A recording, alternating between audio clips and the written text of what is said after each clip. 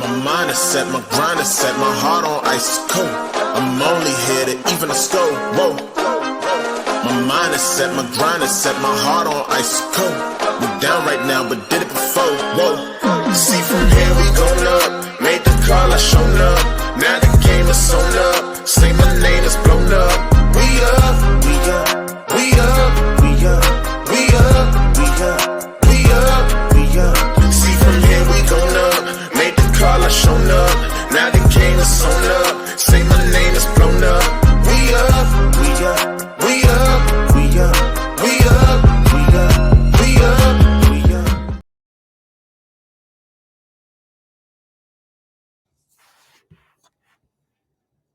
Hello, everyone, and welcome to our first live. Yes, that is our first live for the Knighted Ones podcast. So it's a little bit different than usual. Our producer, Nobra, can't fix my mistakes, but welcome to the Knighted Ones podcast, episode number 67. As a reminder, we're the only podcast that features a former UCF national champion, a former UCF radio host, an ESPN analyst and hoops player, and infamous rapper, our resident influencer and IG star, shooting the breeze, talking UCF sports. As you can see, it's just me for now, but I'll be bringing the team on. Remember to like and follow us on YouTube, IG, X, and all of the things, and to check out the 70-plus teams and conferences on the College Huddle. So without further ado, we're going to be talking a little bit about Scottfrost, actually a lot of bit about Scottfrost, a little bit about Terrymohajir, and a little bit about hoops, and most of it will be about Scottfrost and welcoming him back to UCF. We've got obviously some former cast members on this, former team members that are on this cast, and we'll be talking a little bit about what their history was like with Scottfrost and what they think about what's to come. So without further ado, let me bring in our resident producer, Nobra, to the stage. Nobra. Hey now. Hey now. Welcome to the stage. Thank you for doing this. Again, this is our first time doing a live, so please bear with us. Next to the stage is the tallest man in all of podcasting, Ben Stout. Welcome to the stage, Ben Stout.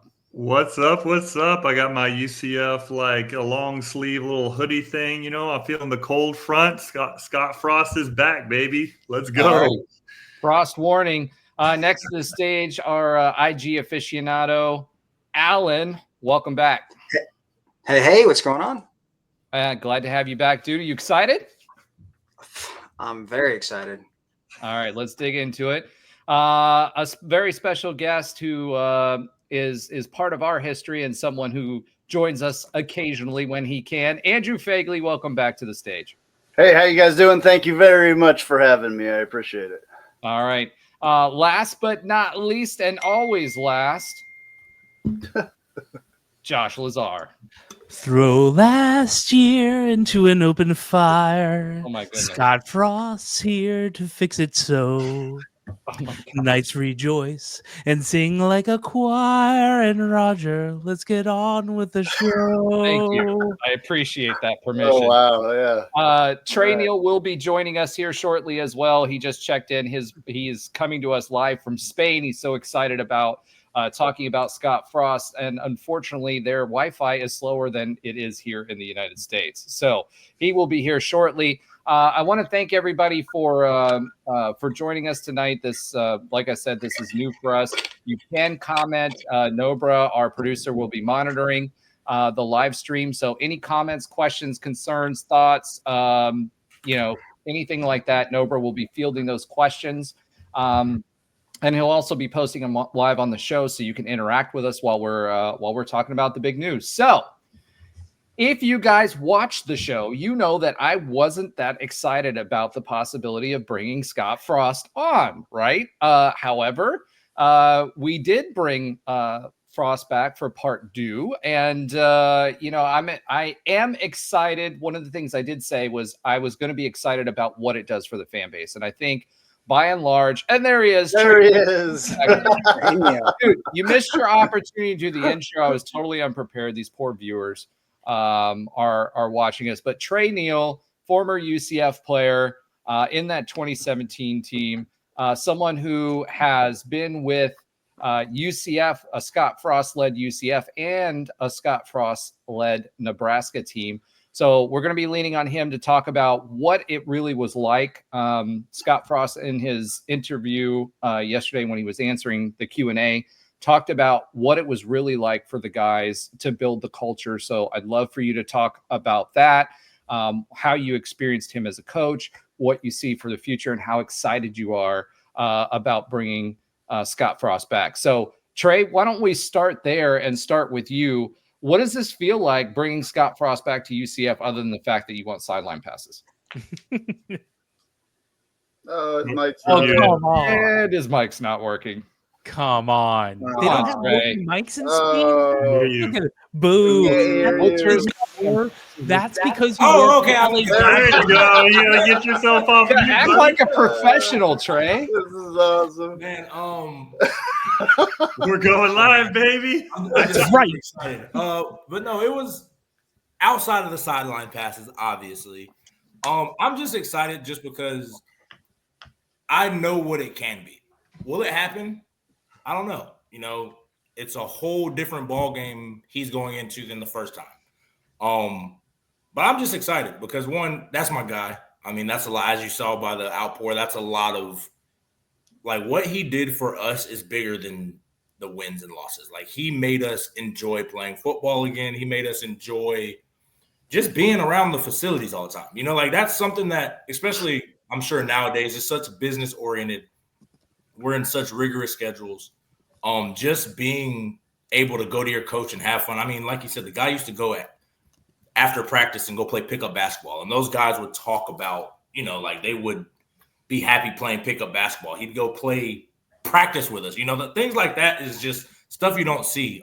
Like you said, he's a little bit longer in the tooth, but just that excitement, that's what I'm most excited for. And I want those guys to be able to experience that. So Tre, we've had our own reactions, like within our own text talk thread, and you know, you posted in our thread today an image of someone that you were talking to, Mr. Griffin by the last name. But you guys keep up that text thread that you had from all the former football players that were part of that 2017 team. Can you talk a little bit about what the reaction is within that text thread to the news of Scottfrost coming back to UCF and what they think it will mean for UCF? Yeah, I mean, the guys they're ecstatic. I mean, we've been talking about it jokingly, like, let's get Frost back. They've been saying that for forever. Not really as a insult to Gus or anything, because to be honest, looking back, even though it didn't go the way we wanted, he still did a good job. You know, overall, just in the transition, he handled it well. He recruited well. The on-field didn't happen, but for a lot of reasons, that doesn't happen. But the guys are excited, man. I FaceTimed Shaquem earlier, just to, you know, I check in to see how some of those guys are doing, but just because I know he kind of was one of the forefront guys on social media with the, you know, the posting, bringing Frost back. Just like, you know, what's he feel like? And he's like, he's excited. I mean, he was always excited. He's one of the biggest UCF ambassadors, but again, it's different having your guy, and it's different having the guy that you saw change and that had that effect on you come back. And like Frost said, he wasn't leaving. I mean, I kept saying, I doubt he really would want to come back from the NFL at, you know, not having to recruit and just coach football, come back. But he said this was one of the jobs, probably the only job he was going to do that for. But yeah, the guys are freaking excited. I talked to Shaquem. I've talked to, you know, Kyle Gibson. I've talked to really a lot of the guys that aren't in the NFL. They're all kind of busy doing their own thing. But they're just excited. And of course, we're all like, we got to get sideline passes, come out there and show them all that stuff. You know, a lot of nostalgia moments, but ultimately we just want what's best for the program. Like, we want those guys to experience what we got to experience. It's not about us anymore, but we know how fun it can be to play on a really good UCF team that's exciting, has the whole fan base behind them, that's willing to, you know, get on Twitter and talk trash to every fan base in the country. Like, it's fun when you have that backing and guys that support you, you know, even if you're playing well or not, individually, because I had plenty of people slandering me, and I know other guys that got slandered, but just as a team, yeah, I mean, just as it's just fun to be around. And that's what a lot of the guys are excited about, just that they get to watch them experience that, you know, watch these guys that, you know, have struggled and coming off of a season with a lot of expectations and severely underperformed for whatever reason. But now they get to, have Coach Frost, and it's going to be different. But ultimately, they are super excited. Awesome. Yeah. And, one of shout out real quick to Night Sweat Roundabout. He's checking in for us on YouTube. And again, just a reminder, you guys are more than welcome to ask any questions that you may have of Tre about his time, under the previous time when he was with Scott Frost, or what he thinks about the future and what it's really like to be a team member of a Scott Frost led team. We talked, you mentioned a lot of things about Scott Frost there. And I think most of us, it was awesome to be able to watch the press conference on ESPN Plus, which was, a huge changing of the guard compared to where UCF is as a program. And then you talked about him playing basketball. He made a joke about not playing basketball. Scott Frost seemed very contrite to me.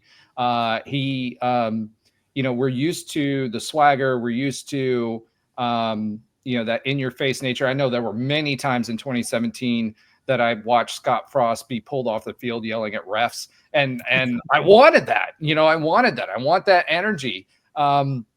That's infectious for the team. But he seemed like, he was asked about the UCF fast, the UCF fierce,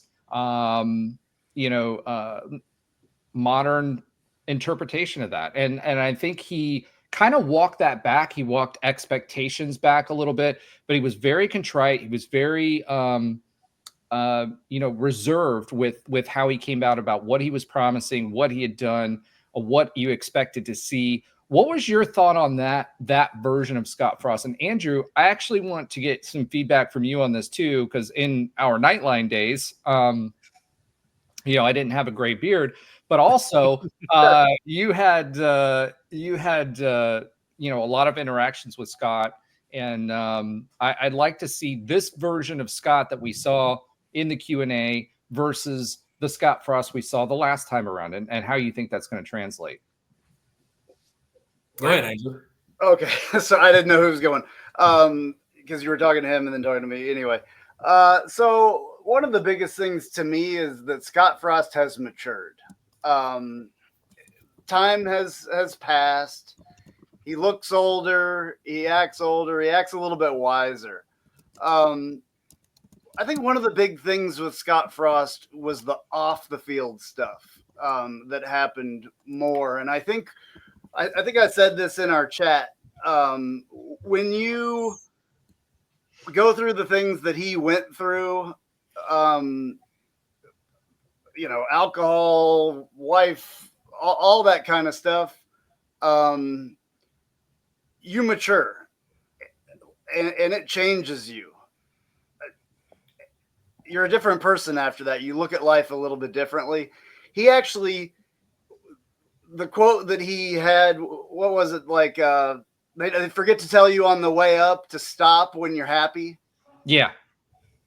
That was the quote of the entire freaking thing for me, to be 1,000%. honest with you, because I know that he was happy here. I know that he loved it here and didn't want to leave, but felt like he had to, because that's what they were doing. I know that that's true. I know that's true. And it didn't work out, and it was ugly and all that. And he actually gets the chance. He gets the do-over, He literally gets the do-over, and I think he realizes that. I hope he realizes that. He has to. But I'm horribly excited about it. I thought it was a joke. I was like, I was texting it like, yeah, for Scott Frost. I got into it on Twitter and all that. And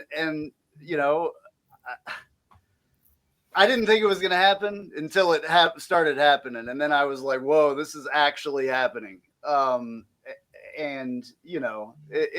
It's super exciting though. I'm super excited. Just the energy already from that press conference to start it like that.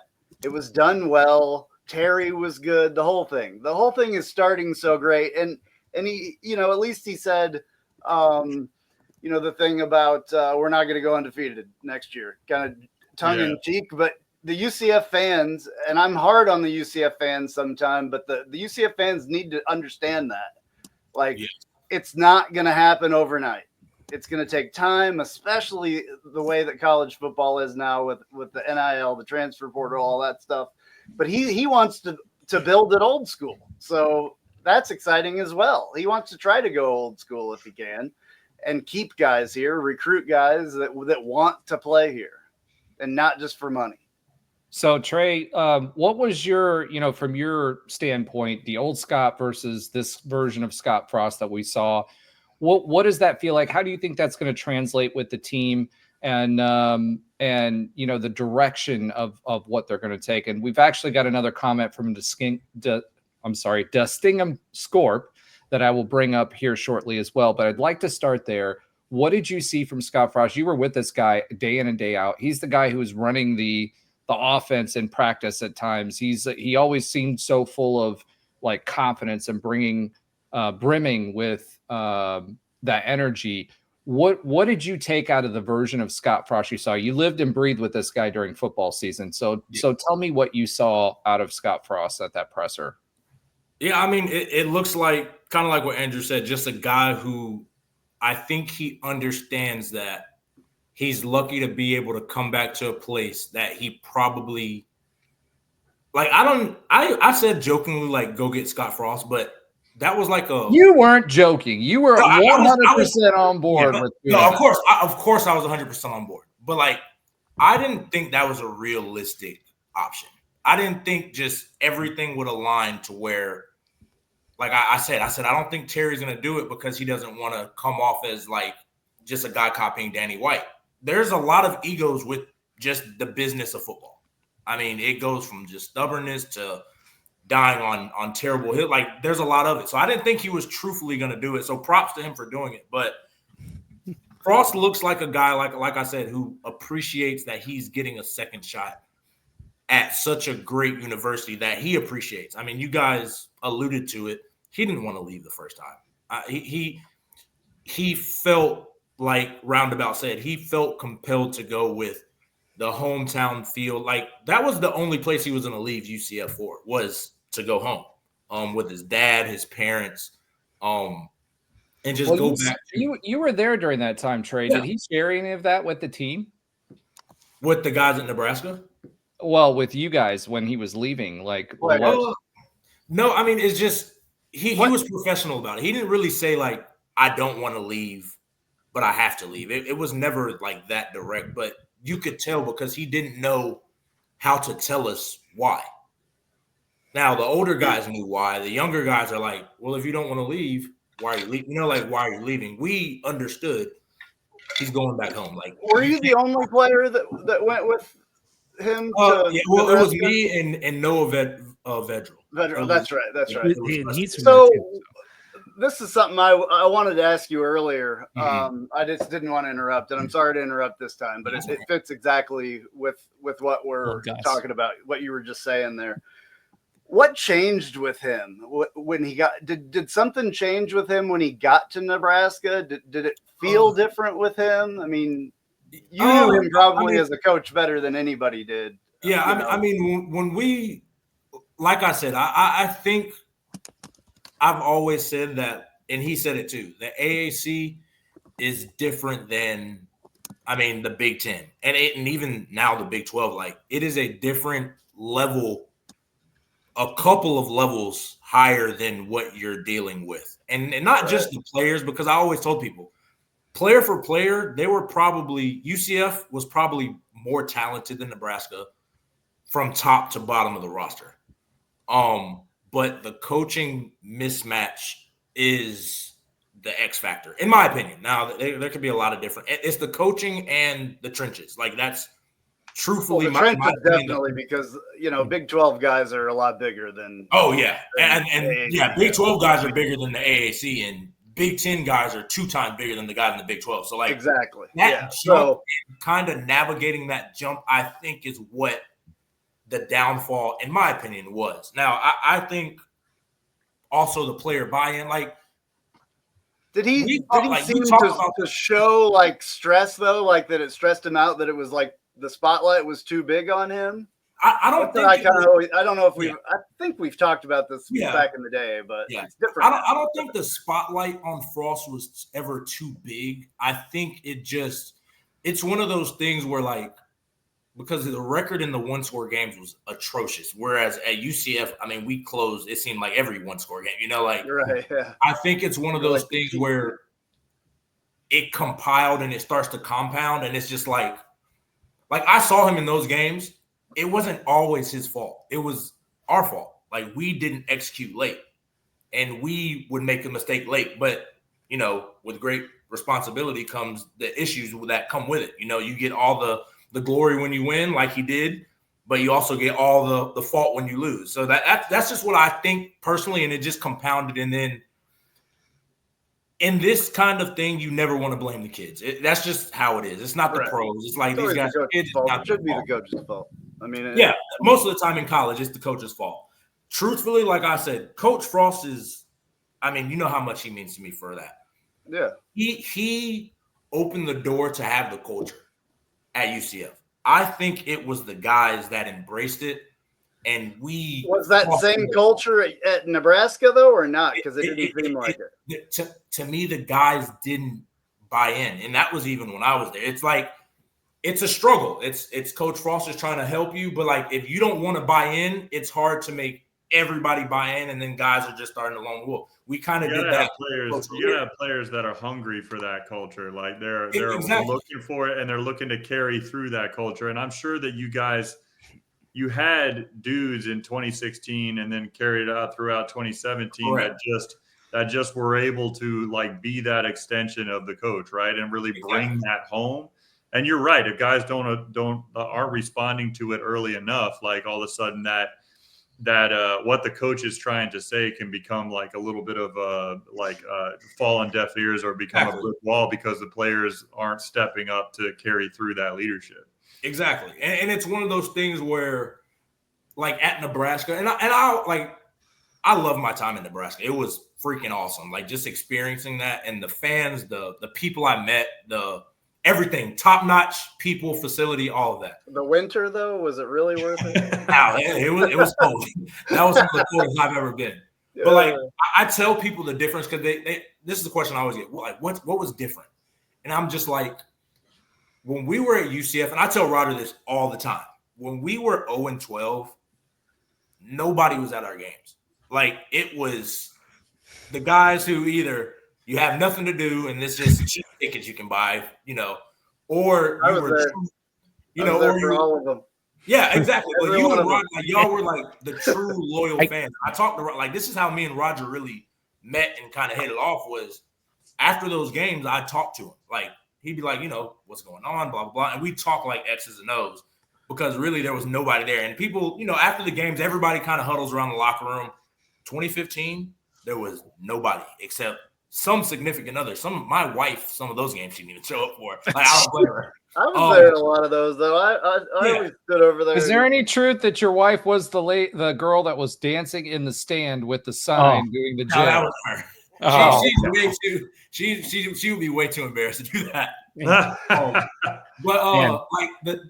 Like I tell people that because when we were 0-6 in Nebraska, they were still selling out, and it's not the fans' fault. It's not Coach Frost's fault. It's not even the players' fault, but just the mentality of I can perform mediocre to bad and be rewarded with still selling out games, still having the pageantry of college football. Like it's beautiful when they have games.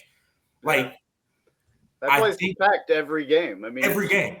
Win or loss, like no matter how bad they are, it's packed every game. And I think that was to a detriment for the guys because it's like, what do you play for? Not just to obviously be good, but like you play for the fans. You play because we hated 0-12. We hated nobody being there, and if you came, people wearing bags on their head. Like that's embarrassing. Like that's not fun. We used to go to class. The professors would literally joke, how about the football team? Yeah, they're horrible, right? I remember we didn't wear football gear. We'd be like, yeah, the football team sucks. And we freaking play on the team. Like, you have to because, like, it's embarrassing. You joined in on it. That's funny. Like, it's embarrassing. But, like, at Nebraska, they adore you because you are a football player. Like there's nothing else to do. They adore you. So like you can't go out on the town there once they know who you are.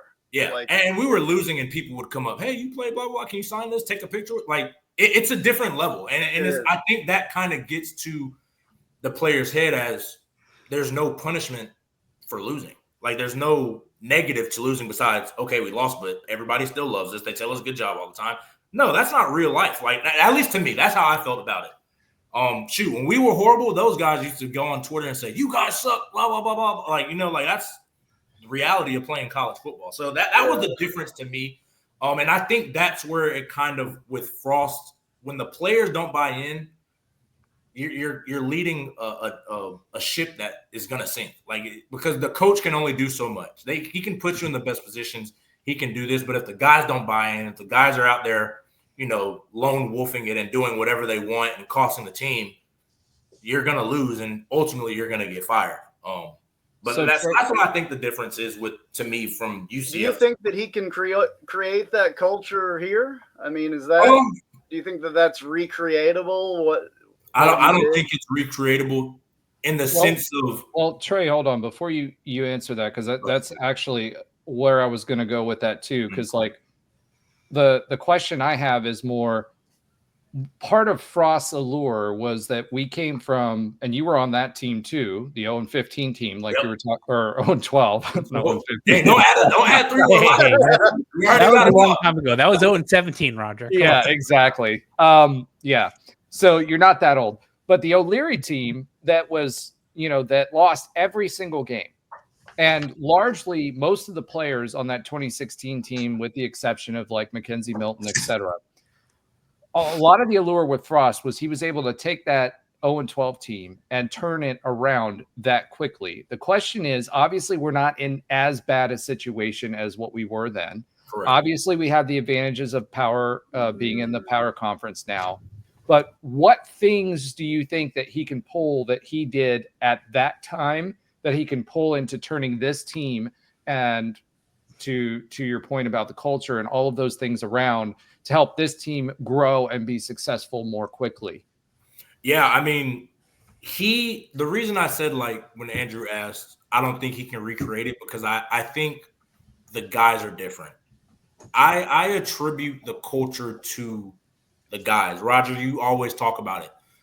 George O'Leary, although it was hard and tough, he made us tough guys. We were physical football players mentally and physically. Like, there was not a lot of things that would fluster us in the sense of you could yell at us, scream at us, you could make us do a million, bench press squats, whatever. There was nothing harder than O'Leary workout. We always said if we didn't make it to the NFL, we would be elite, military soldiers. Like, that's how hard he worked us out. That's what I was going to say, like the military. Like that's how hard he would work it out. So like when Coach Frost came and he tried to push our buttons, every aspect physically and mentally, that was never the issue. It was trying to get us all to unify and gel as one. Like, hey, you can't lone wolf where you're costing everybody. We have to work together as a team. That's what he fostered great. I think he can duplicate that. The culture part is just, I think it'll be different. Now, I think it can have great success, but the guys are different. There's not a Shaquem Griffin on this team. There's not Mackenzie Milton. This is a totally different guy. So to me, to expect that same culture, I don't think you can do it, because, and it's not like it's a bad thing either. Let me say that. Like, it's just going to be different. There's going to be new leaders. We've been talking about this for 3 years under Gus. Who's the leader of the team? Yeah. Does anybody, like right now, who would you guys say was the leader of this team this past year? I can't name one, to be honest with you. You can't. Now, Coach O'Leary led teams. We knew who our leaders were. Terrence Plummer, Clayton Gathers, Blake Moore. We knew who the leaders were too. As the fans did too, yeah. And you know what I'm saying? Even with Coach Frost, those teams, it was Shaquem Griffin, Dimitri Brim, Jemias Pittman, Wyatt Miller, all those, Aaron Evans, like those guys, Traquan Aikens, like we knew the leaders on our team. I've asked Roger who is going to step up on this team and be a leader. I think RP tried. But outside of him, there's not that raw, that get after it guy. I think that's where it has to start. I think the crazy thing is that people bought into JRP as a leader more so after he left than what he did while he was there. Yeah. But and it's like that, like I think that's what Coach Frost helped foster coming in. And I think he can do that again. Now, once they become leaders, how they take it that's up to them. You know, Shaquem was amazing, and even guys before him like Dimitri Brim and Drico Johnson and some of the guys on offense, Shaquille, his brother, Keem's brother, they were really good at fostering that in. And then Shaquem takes the mantle, and obviously him being a superstar, helping out. And then we just bought in and did our jobs. I think it'll be interesting to see who becomes that person, because I haven't seen it in 3 years who that person's supposed to be. I don't know. And I think that's what's missing. I've said that from the beginning. That leadership is missing because it trickles down everywhere. When you have a guy with one hand playing harder than everybody on our team, working out harder than everybody on our team, running to the football like a maniac than everybody on our team, you feel crazy because he would be limited in every other sense of the word, but you couldn't tell. So he's playing at a disadvantage. Why can't you play with an advantage just as hard as him? It's hard to recreate that, and I don't want to have people have that expectation that he can get it back there, that culture, because that was a blip in the moment culture, because that carried even when Coach Frost left. They still won 12 games, into the next year. And then the next year, they started off with 4-0, 5. Like, that was a 3-year, 4-year kind of culture between those guys, and we haven't seen it since. So I don't want the expectation to think he's going to bring that culture back. No, it's going to be a different culture. It's going to be, I hope it's great, just as his guy, but we're in a different era of football. NIL affects all of this. Yeah, I think much different. Yeah, I think that, the big thing that you brought out there, and we talked about how different that was as far as the Q&A and how he purposefully went out of his way to say those things. I think that's a huge point. And part of that is who he's going to bring along for the ride. Now, you heard that clip that he had at the very beginning about Mackenzie Milton and the jersey and someone else who could use that number more than he could. So I think, that was his gentle way of saying, if I can get Mackenzie Milton over, I will. But let's talk a little bit more about the staff, right? So one of the most important things about the staff is who he's going to bring back, who he's not, who he's going to keep, etc. So this question actually came from one of our viewers, Distingham Scorp. I mentioned that. I got it right that time. Sorry, man. He says, Hope Frost does not bring many of the old staff, bring back many of the old staff. They did great here at UCF, but Coach Scott Frost needs a better staff this time around. And Scott actually mentioned this in his intro, where he talked about the fact that he was going to take his time in putting together a staff, right? Let's talk about that a little bit. What do you think? Is there anybody, Trey, from the old staff that you would bring back? And this goes to the rest of the panel too. Is there anybody that you from the old staff that you would bring back? And then also, who would you keep? I know we talked a little bit about that last week, but looking at it again through the lens of what we have, the salary pool that we're going to have for assistants, etc. What do you guys think? Who should we, if anybody, should we bring back, and who should we keep? And there are a couple of guys that were on that coaching staff that are still on the coaching staff. Wink, wink. A certain wide receiver coach that I'm going to personally say absolutely should stay. So, what do you guys think about that? Y'all want me to go first?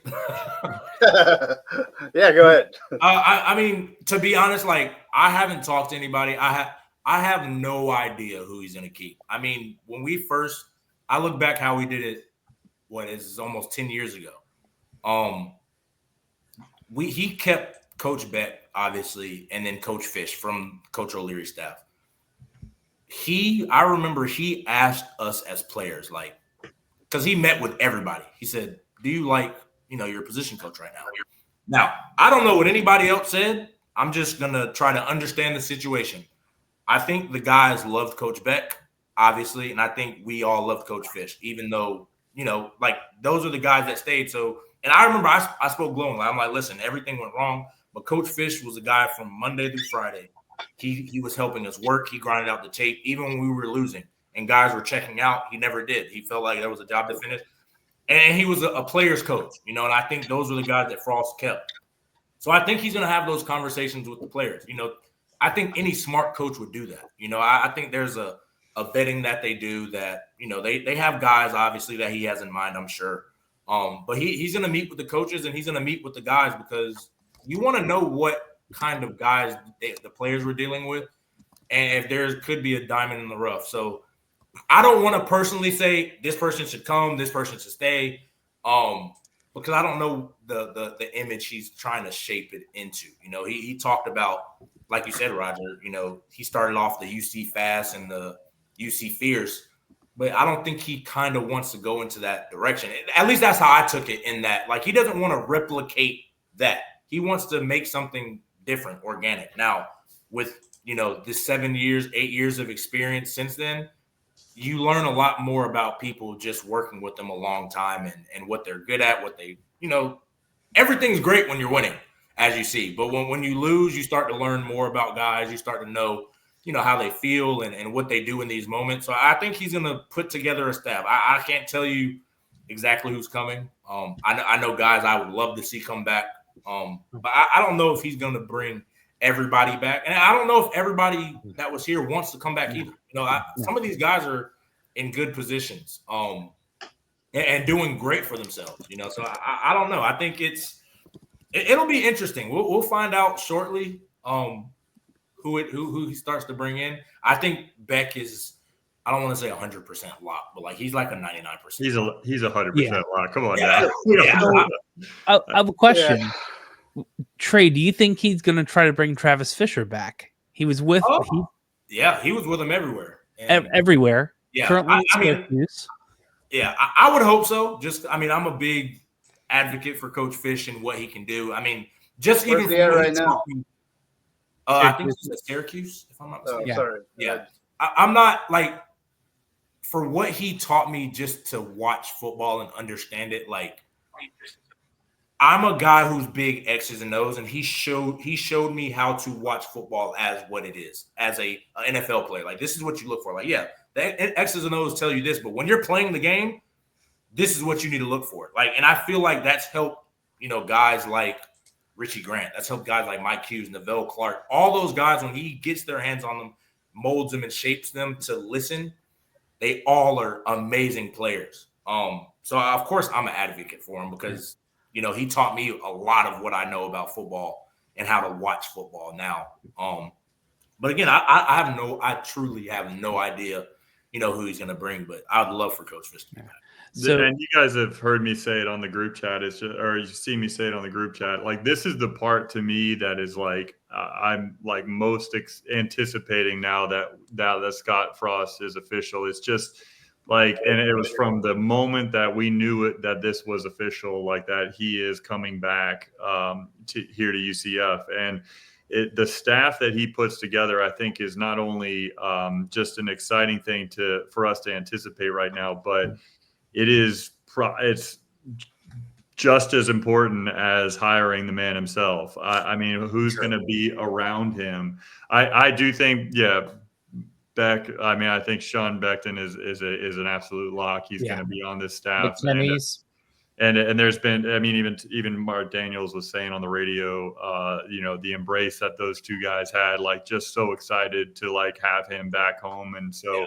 I anticipate him staying, but as far as this current staff, what I liked hearing from Scottfrost last night is just using the word deliberate. Just he really did seem like at the press conference that he was still in a state of just this whole thing is surreal, right? Yeah. He just was still in a whirlwind, and I really appreciated that about the press conference more than anything else, is that, like, Scottfrost, and this maybe it's just still from the Gus effect of just the veteran coach speak that Gus would have, which he would say a lot of things without really telling us anything, and even Heupel was pretty good at that as well, but you almost forget, since it's been so long since 2017, you just saw it in the press conference last night that like Scottfrost is just a genuine dude, man. Like he just tells you like I mean, it's refreshing now that we've seen what the other side is like. And I think O'Leary was genuine too. He was just genuinely kind of a gruff, rough guy. Yeah. Just went through there, right? But O'Leary didn't give you a whole lot of coach speak. But regardless, it's like it's been a little while since Scott has been here, and so you see that press conference last night, and you're like, and some people may say, oh man, he looks a little tired, or he looks a little like, weary or cautious. But I just think he was just showing us what he was going through in that moment. He's very, very genuine and almost like vulnerable to show us the way that, he was feeling in that moment. I mean, it's just completely surreal for all of us, but most of all to him and his family. And so, I like the answer to that question that I expected to be asked, and it was about, what kind of staff he plans on putting together here. And he was very honest and open. I thought that, he was going to take his time and he was going to make sure that he puts together the right guys. And I don't know if any of those or any of the current staff are some of those right guys outside of Sean Beckton. But I don't think I would be too upset if some of our current staff stayed together, if he had those same conversations with the players that are going to be here and buy into the culture, that they want those guys around. Yeah, I think the Kennys are a big one, especially from a recruiting perspective. Sure. Yeah. I think recruiting is going to be a big piece of this, especially since he's starting from behind the 8 ball. It would make sense. T-Fish was great at recruiting as well. So pairing him up with the Kennys, I think would be a big win.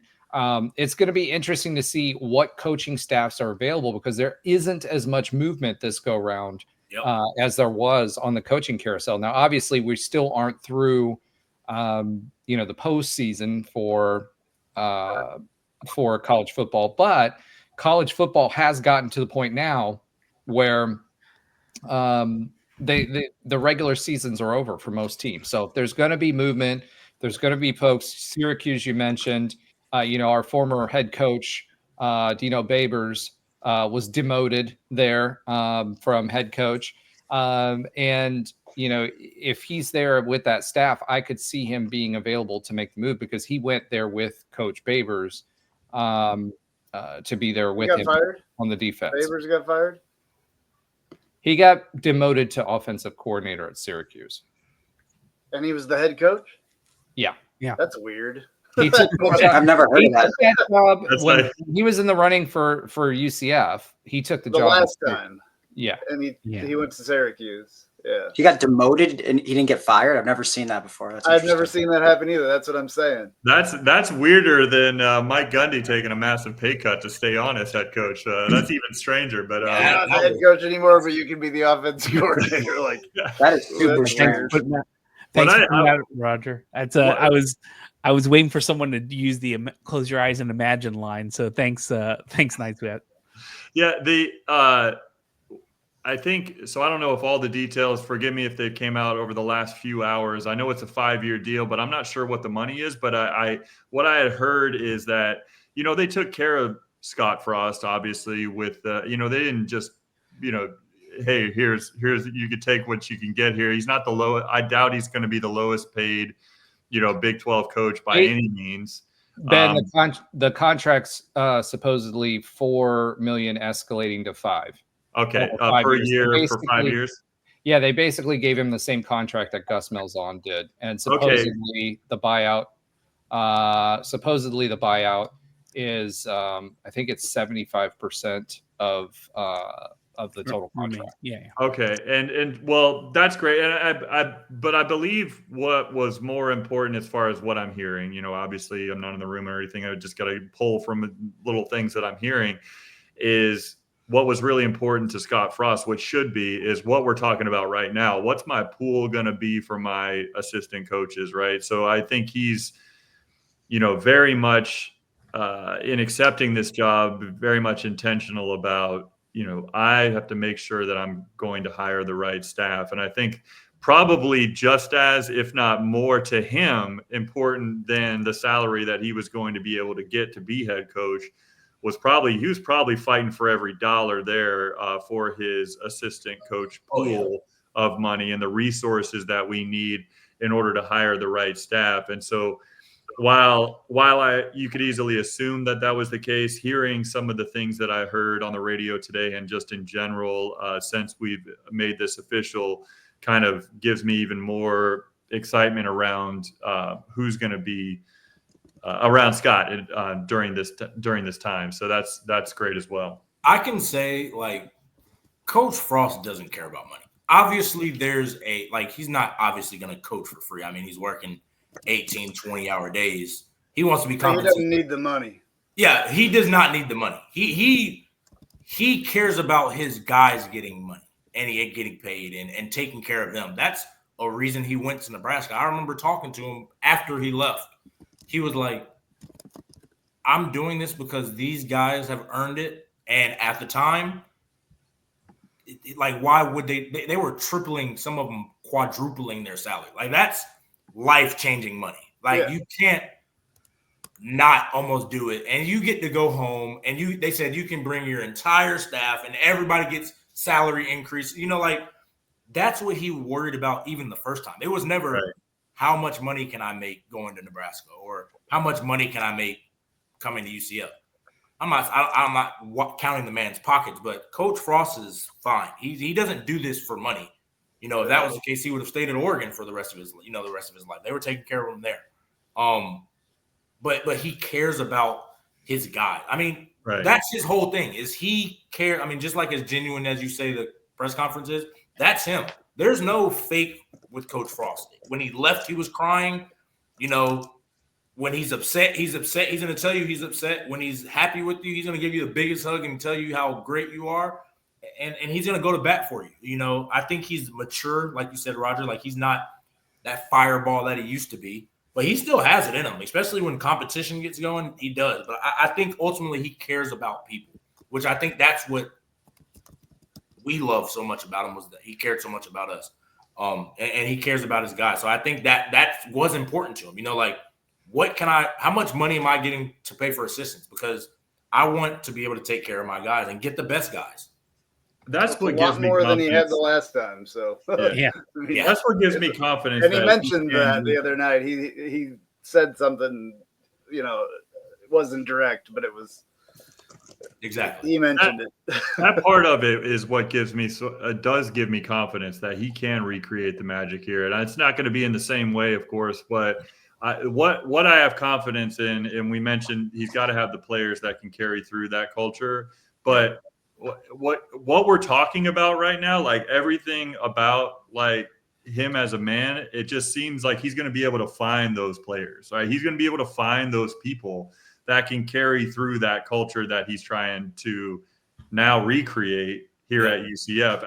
I just, the more I wrap my head around that he's back, like, because that's crazy to me, but it's just the more I think about it, like the more it settles with me, it just gives me confidence that it's going to be different, and my expectations are not that it's going to be, as he said, we're not going undefeated next season by any means, or even the year after that. But by the same token, it just gives me. I don't know about the year after that. Well, yeah, maybe that's about the right time. But I don't want to put my expectations there. I'm not putting that on you right now.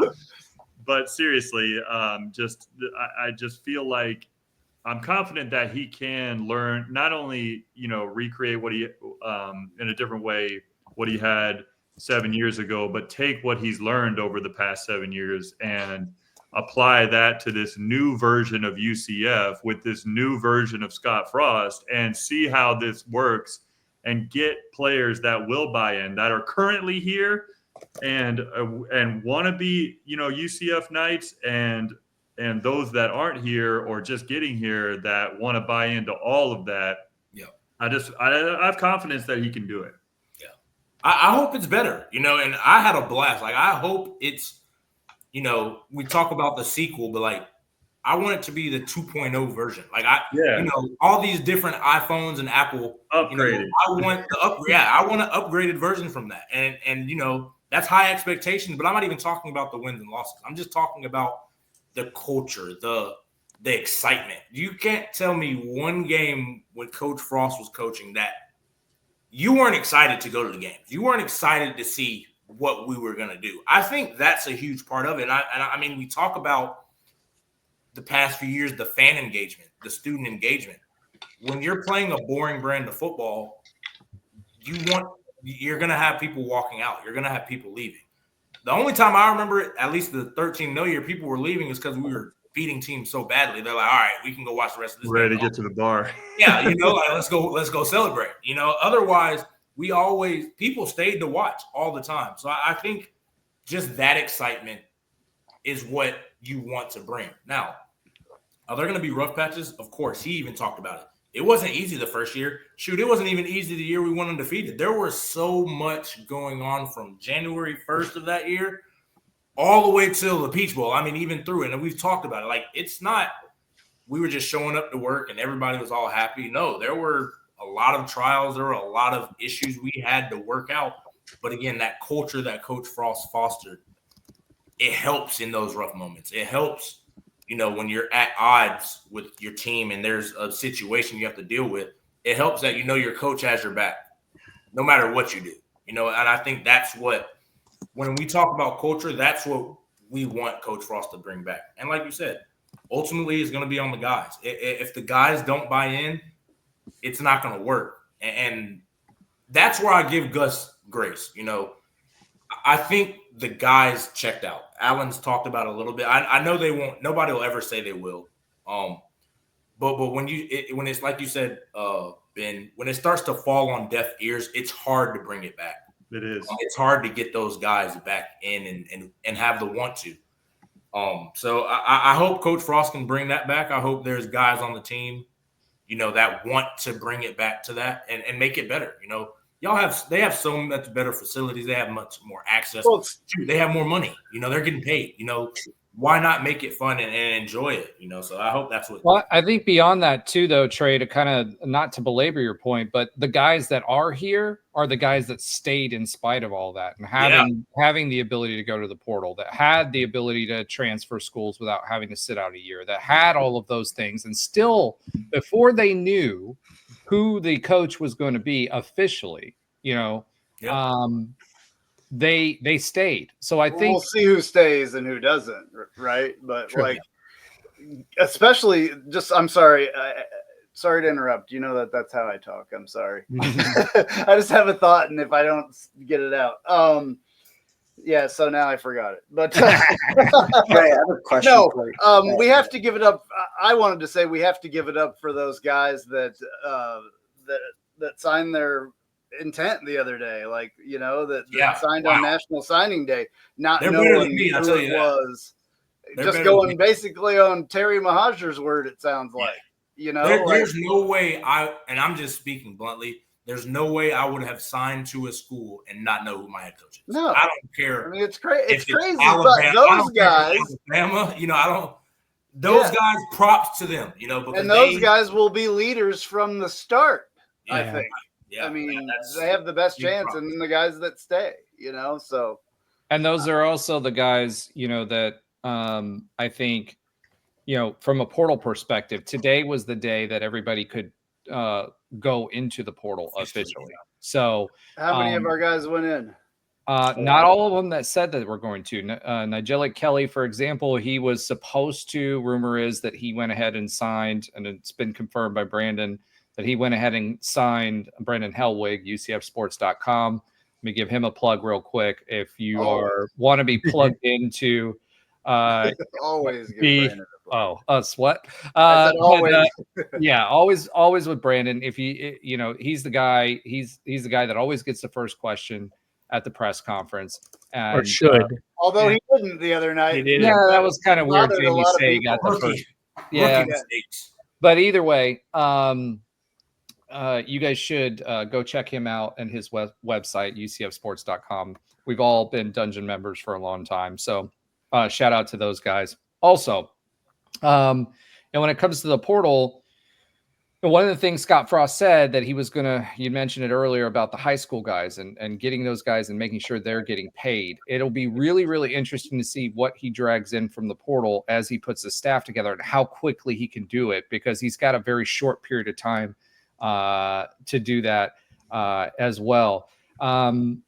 Something that Chris Singh actually brought up, which is kind of interesting. He says Keene, Castellanos, and McLean are all in the transfer portal. Any shot we continue getting the ban?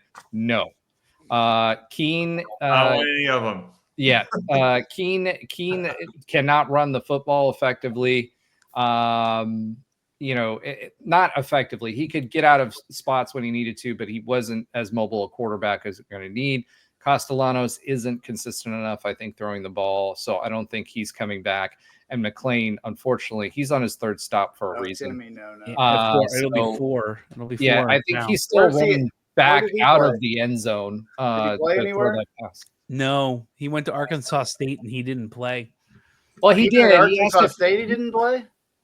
Yeah, he played a few times, but he didn't. It's hard to keep up with. This is one of the things, like, I always tell people I don't like the NBA because I can't follow all the, like, Kansas guys or whatever, because I'm a Kansas guy. Yeah. And it's hard with this transfer portal to like, except for a few people, to know where everybody went. It's like, for me.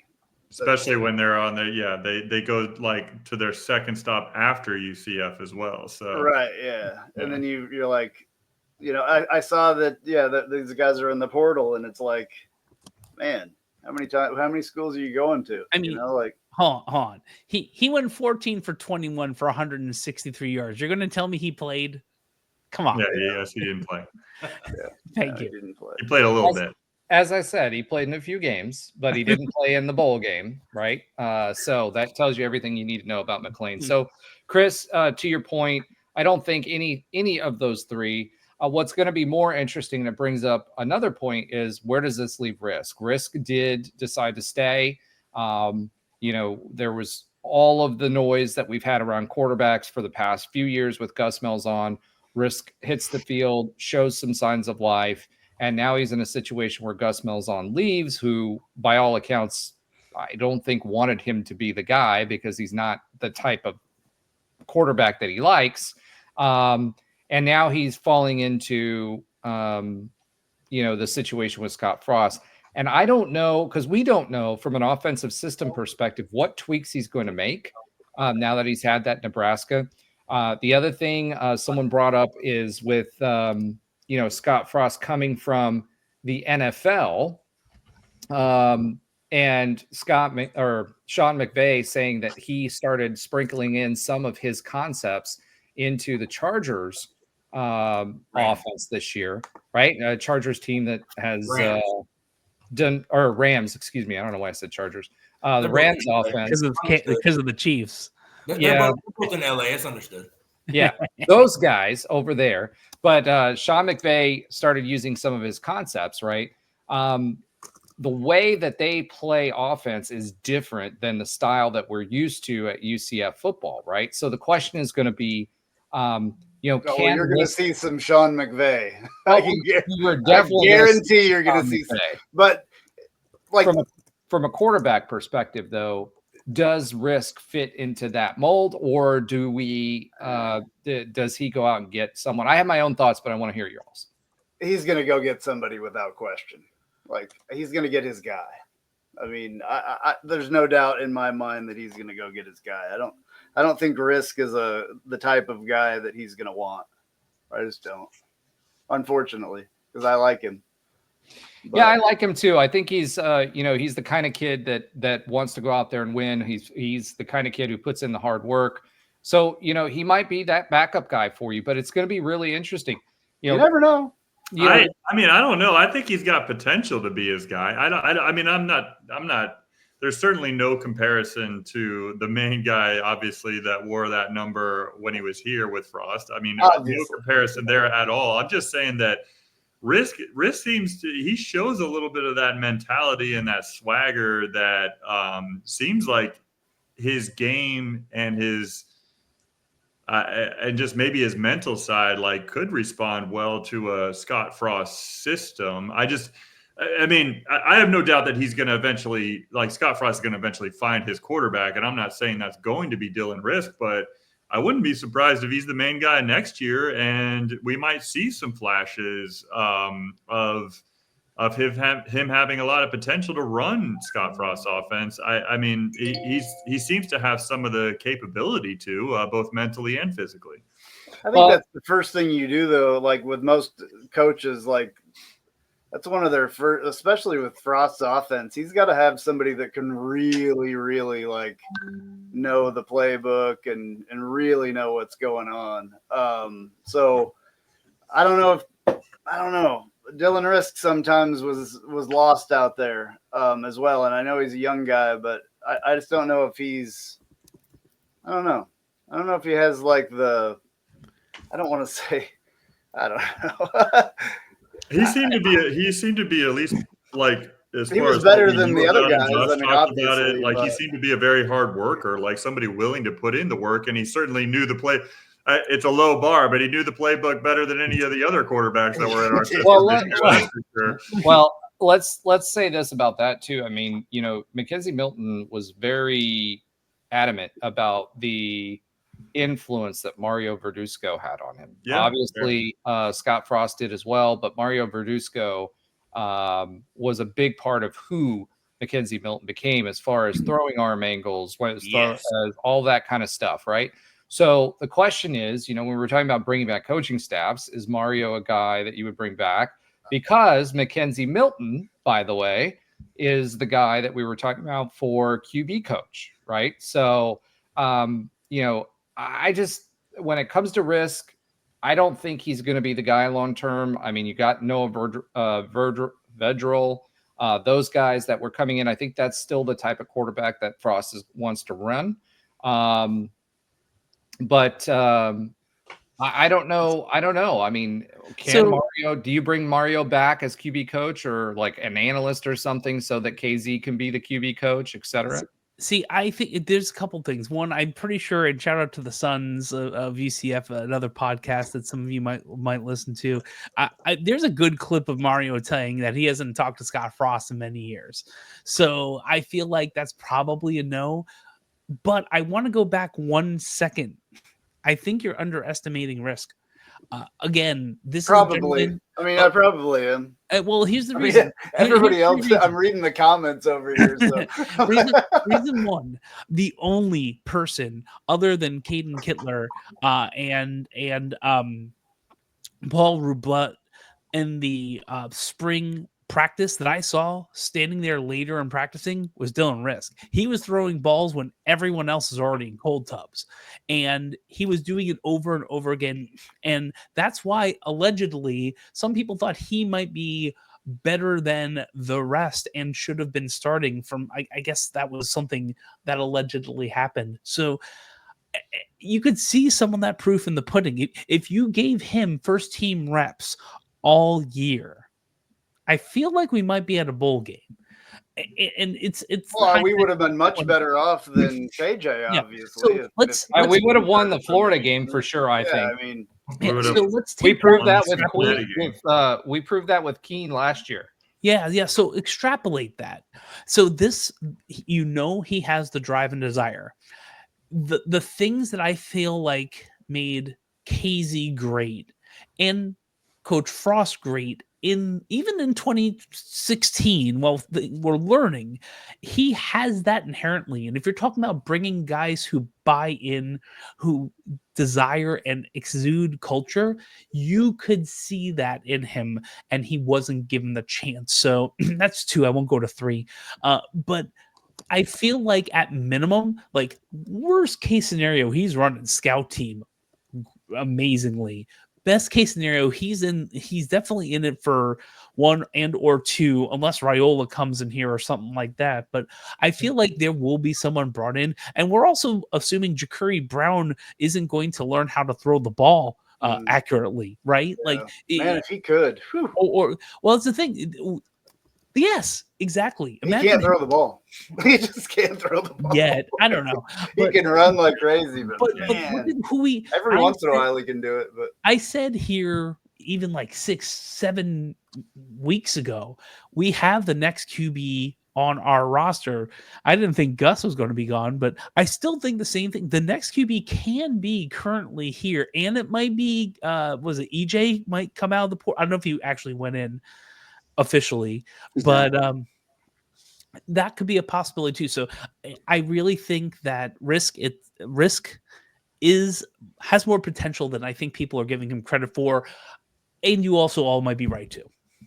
I could be completely wrong, and I was trying to give you guys a hot take, but well, here's the thing. Josh just literally killed the hot take because he sat squarely on the fence with that last part of his comment. I'm like, he had me believing. Like I'm changing my mind now. I mean, when you talk about the quarterback situation, if you go back to even you look at Nebraska and then you look at UCF, he initially didn't want to play KZ. The plan was for KZ to sit, learn, because as great as Mackenzie Milton was, you saw the issues that first year. You know, he was reckless. He wound up coming in because somebody got hurt, right? Yeah, Justin Holman. Yeah, so Holman got hurt. Yeah. Holman was a starter. The offense was pretty much built around, and Holman wasn't like a statue. Like he was an athletic guy, but he was more of a pocket passer. Now he threw laser beams all the time. Yeah. But like it wasn't built on his mobility. So the offense was tailored. When he got hurt versus Michigan, we put in Nick Patty, and that's where Frost was like, well, I think Holman was hurt, and like we knew we weren't getting him back for like 3 or 4 weeks. And you still want to be a competitive team. And again, no issue to Nick Patty. I love him. But he was limited. You know, he was a limited guy, and they were like, all right, well, we have Mackenzie. Let's see what we can do. Let's see some magic. Like, is he going to give us the magic he gave us in camp, or is he going to give us the craziness he gave us in camp as well? You know, that was the gamble. So, and then you go to Nebraska. He started a true freshman off the jump, over even the guys that were still there. So I think it's going to depend who he gets and where they're at in their development. You know, the transfer Trey, we also didn't have the quarterback depth that we've had. I mean, you think about even last year, the quarterback depth that you have. Yeah, KJ didn't pan out, right? But KJ was the leading passer in Arkansas history before he came to us. I saw him play. I said all along I thought he was going to be great. Didn't happen. You had a 4-star Miami kid come in as the backup quarterback, right? You had EJ Colson, another 4-star, 2-time state champion 17-year-old quarterback, right? And then you had Dylan Risk, right? So the situation, does Mackenzie Milton get his shot now under Scottfrost? Maybe not, right? Yeah. So I when we're talking about this quarterback talk, I think what this season has proved yet again is that the quarterback is the most important position on the field if you had to have a single position that you identified, right? And so getting that right's imperative. And I do think that Scottfrost, he'd be crazy not to go out and see what was out there in the portal, number one. And number two, I'm not sure where Dylan falls. I think Dylan, knowing Frost and how loyal he is sometimes to a fault, especially his staff was a perfect, in Nebraska. That was a perfect example of that. So I think Dylan will definitely get his props within the QB room. The question is what else can he bring in from this portal class to compete? And I'm not sure Dylan's going to be at any better of a situation at the end of the day than what he was this year. I think the difference is you've got a coach who's willing to play the best guy on the field. And that I think is the key difference. And ultimately, like, just completely honest, Dylan Risk is not his guy. Now, can Dylan Risk grow on Coach Frost? It's possible, but he, at both of his stops, he went and got his guy. You know, saying. McKenzie didn't play year one. If this ideal situation was perfect, McKenzie would have redshirted his first year and then been ready the second year. You know, I think that was more of where McKenzie was in his development than rather if he was ready or not. Adrian Martinez at Nebraska, he was the best guy, and he was a little bit further along than McKenzie was coming out. So Frost played him. But those were Frost's guys. So yeah, from the beginning, like before from the beginning. So I think Frost is going to go find his guy. I think it's kind of weird with inherited players too when a new coach comes in. So, yep. So that's why that's kind of why I say that. Yeah. I mean, and Dylan has a shot. Like it's not like you have no chance enter the portal. Essentially, no. Yeah. Coach Frost is going to just like he gave everybody a clean slate. He didn't care what you did with the coach, the first half. He didn't care. You know, if they told you you were horrible, he was like, if you're horrible, you're going to show me you're horrible. I'm going to watch, like, we're going to watch the tape, you know, and if you're great and they told me you're horrible, I'm going to see it for myself. So that's what he's going to give you the shot. Now, if Dylan maximizes that opportunity, that might change how Frost views, you know, redshirting and playing guys. Like all of that's different. Even with the transfer portal, like if he goes and gets his guy in the transfer portal, you know, he might be the starter, but he's going to get a fair shake. I can honestly say Coach Frost didn't keep everybody happy on as far as who he recruited in playing time because there's only 11 spots on each side. But he always gave everybody a fair shot to compete. And if he's going to play the best guy, no matter what, that's not going to be a question. Especially at that position. His position, he's not going to risk because, like you said, Roger, that is the single most important position on the field. It can win you games and it can lose you games. He's not going to hinge his career, each game on playing the guy he likes the most. No, he's going to play the best guy, whether that guy is Dylan Risk, whether that guy is in the portal, whether that guy's in high school. He's going to play the best guy. Josh, you made a comment in the chat. You said something about Mario saying no. I didn't read that anywhere. Did Mario say no to us for QB coach here? No. This is just insights that Frost and Mario have not talked in a while. So it didn't seem like a friendly answer to that question. It was like, nope, and dead silence. So I feel like that's telling. It would be interesting because he's in town. I know he's somewhere in Oviedo, I think, still. And it's not like he's far. Having a glass of wine, smoking cigars, and celebrating Beethoven's birthday. There's nothing wrong with that either. I mean, he's probably got plenty of money. He's just, relaxing. Yeah. Trey, so when it comes to Coach Frost, obviously this past week you've seen like an outpouring of support, primarily from, former players that played under him at UCF. And obviously, he's been, talked up as a player's coach. You've said that he's a player's coach.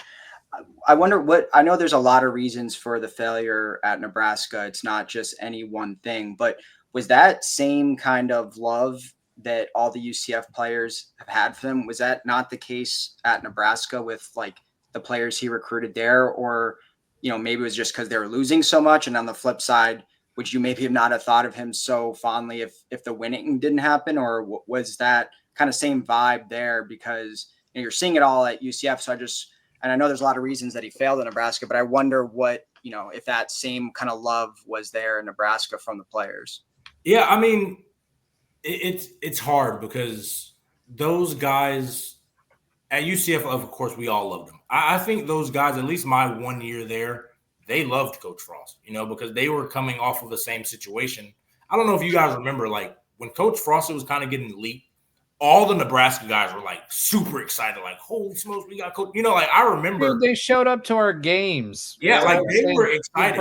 They're different. They're different. Different. Yeah, and even even the players, when we were there, like they loved when Coach Frost was there. Like he did everything the same. I just think the environment was so different. And I wish I could paint a better picture, but like there's so many things that we appreciate at UCF as players that they kind of turn an eye to. A perfect example I remember, like we ate nitros. Like, you know, we would go to nitros, eat pizza, everything. When Coach Frost came in and like Coach O'Leary catered us food, obviously, but Coach Frost came in and was like, Coach Duval, all right, look, this is what we have to do. You guys want to be professionals? You got to eat like this, do this, eat like this. And it was so simple, but like just that structure, we appreciated at UCF. Like, holy smokes, these guys care about what we're putting in our body. They're invested in what we're putting in our body. They're invested in us being better people, being better athletes. That meant something. But I'm not gonna lie. I went to Nebraska. You want to talk about eating like kings? They are treated like kings. They have a dining hall that you can get a ribeye steak every single day and potatoes if you wanted to. And I'm talking 20-ounce ribeye steaks every day. Omelet, but like it's amazing. But like I remember guys would be like, oh, I don't feel like eating steak today. I want to go to McDonald's. Like to me, that was just like, bro, do you not understand? Like this is top of the notch stuff. You can't just be, oh, I want McDonald's. Like they were literally, and you have to eat lunch. Like you would get, we checked off lists, like go eat your lunch, make sure you're fed. Guys would skip lunch because they didn't want to eat the assortment of food like Greek and Roman gods would eat. Like that like that's a mentality thing. That's not like a Coach Frost problem, you know, like that's, and I don't even necessarily blame the guys either.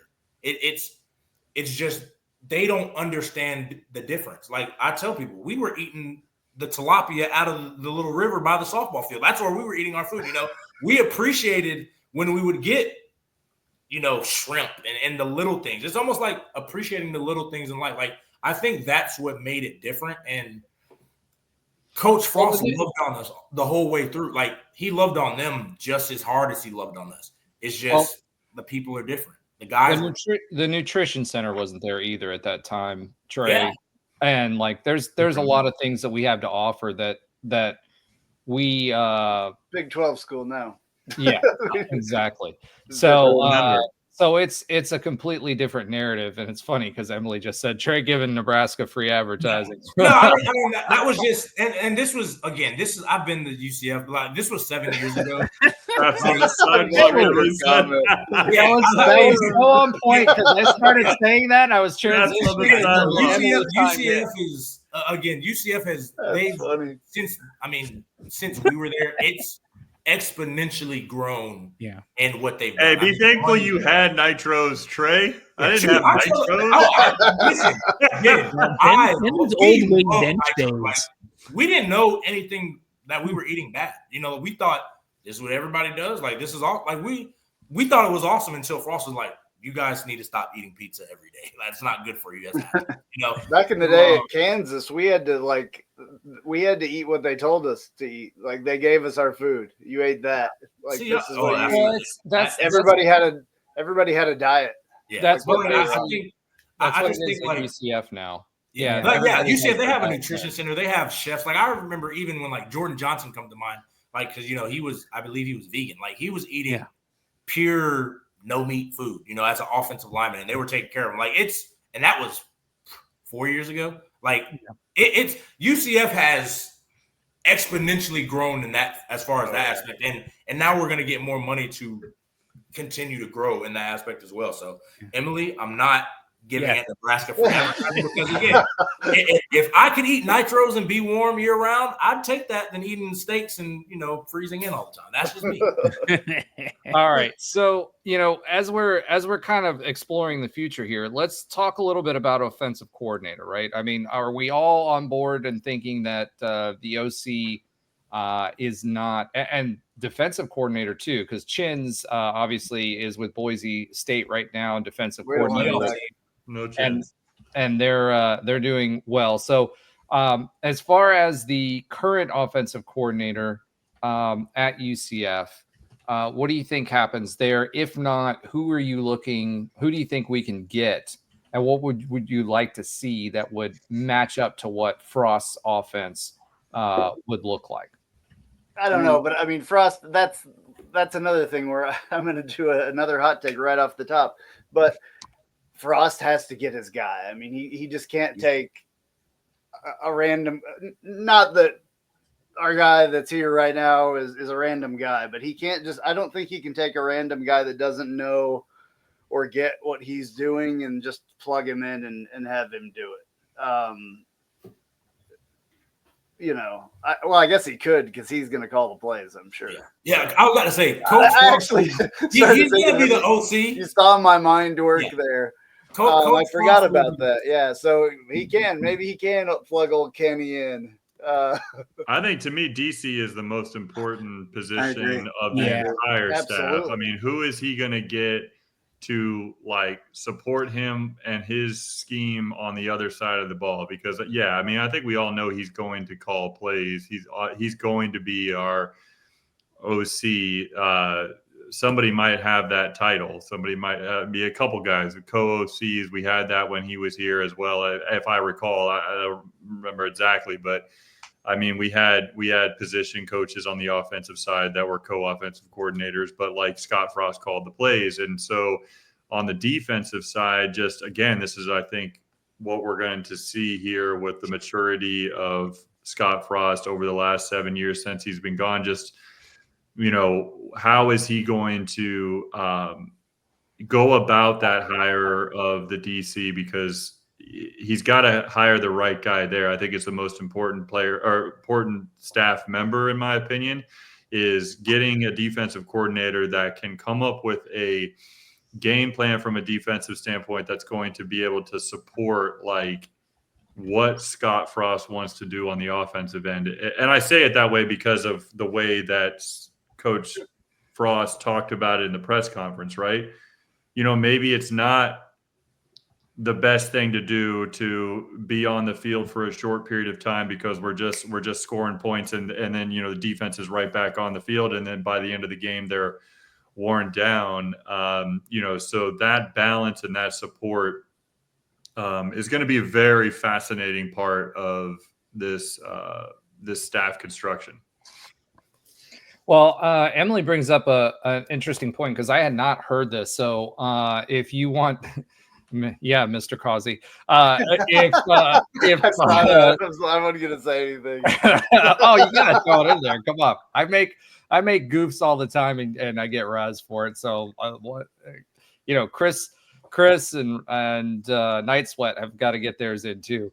Emily, real quick, she mentioned, I hear John Summerall denied the other head coaching jobs, never denied he was searching for just the right DC spot. Now, Emily, I'm actually interested in hearing more about that. If you can put that in the comments, because I had not heard that. Everything that I've heard is he's pretty much a lock to UNC. That was their guy from the beginning, and that's where he wanted to go.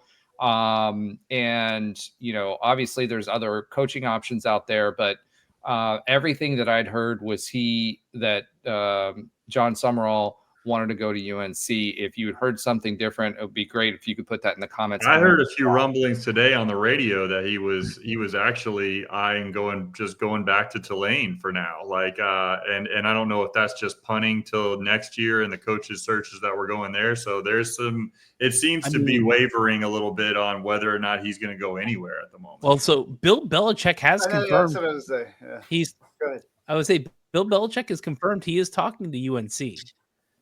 That's not a rumor. That's so nuts. Yeah, he confirmed it like this afternoon. We're recording on Monday. This afternoon. No, let the hate flow through you, man. I mean, if you've got Belichick on your squad, you know you've got to have a Star Wars reference in there. Come on, it's Darth Maul. I'm with you, Ben. I think DC is probably the more important position because Coach Frost is going to be calling the plays. Yeah.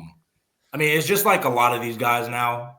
Sean McVay calls the plays. Andy Reid calls the plays. The guys that are OC, they have important positions. Like they do a lot of the play design, a lot of the script stuff during the week in preparation for the games. But I think DC is the most important. Coach Frost, the right scheme.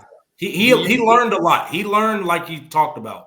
He learned the most thing was to delegate. You know, I think he may take a little bit back on the reins. Not immediately. He's going to want to do it. But I think he's learned that it's stressful to try to control everything. You know, you want to get guys that you trust to do what you want, but like give them the freedom to do what they do, do what they do best. So, but Trey, if he is going to call the plays, then, and this is not just for you, but for everybody, if he is going to call the plays, then why not keep the current OC? I mean, he could that's what we kind of. Yeah, because I changed my opinion right in the middle of it. My brain clicked, and I was like, "Wait a second, Scottfrost calls the play, so he can whoever he wants can be the offensive coordinator." I mean, in name, Yeah, so for me, like, keep him and then keep the recruiting tries because he's a pretty good recruiter in the Miami area, especially. That's like just like more high level stuff. All of that he's going to take a factor into, because if he has, for example, Coach Fish, big time Miami, South Florida guy, he recruits that area extremely well, and Florida just in general. You don't really want to have a lot of guys overlapping the same area because you kind of want to spread your net. You don't want to spread it, coast to coast. Obviously, that's too many players, but you want your pipelines that you can go to. I know a lot of this we talk about, like Oviedo High School. Back when I was playing, it was in the Tampa area a lot. So like I think there's guys who do that. So it all of that's going to be a part in who he keeps. If he decides to let everybody go, if he decides to keep some guys, what they do is not just the coaching aspect; it's the recruiting aspect. It's, do your players like you, or do, when he talks to all of them, oh no, I hate my coach, he does X, Y, Z. All of that stuff matters in who he keeps. Because it'd be great to keep. I think, is it Tim Harris was our offensive coordinator? It'd be great, if we could keep somebody that kind of mend that gap of the old guard to the new guard. Like it's great to have it, but I'm not saying it's true. But if all his guys didn't like him, which I don't think that's true, I'm just saying if they all say, I don't like Coach Harris, Coach Frost isn't going to keep him because you're just making that room still upset with who they have. Right. So it's a lot that goes into it. It's easy to just say, oh yeah, let's choose him because he's a good guy. Like it's so much more. You have to click, kind of like what you're saying, Andrew.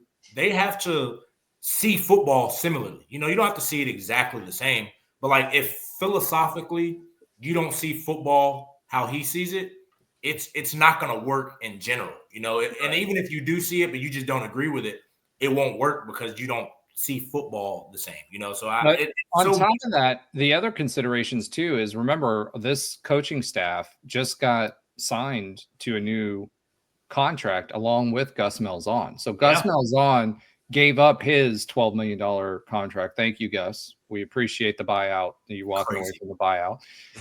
Yeah, I agree. Crazy. I never thought that was going to happen. Need the money. Crazy good. Crazy smart. He got Gus, and I haven't been. I don't think I was on since Gus has been gone with you guys. But like that whole thing was kind of a gift from Mike Norvell. I think that Gus knew that it wasn't going to work out, and Norvell like saved him from being in coaching. Well, I think that was a hand out, like.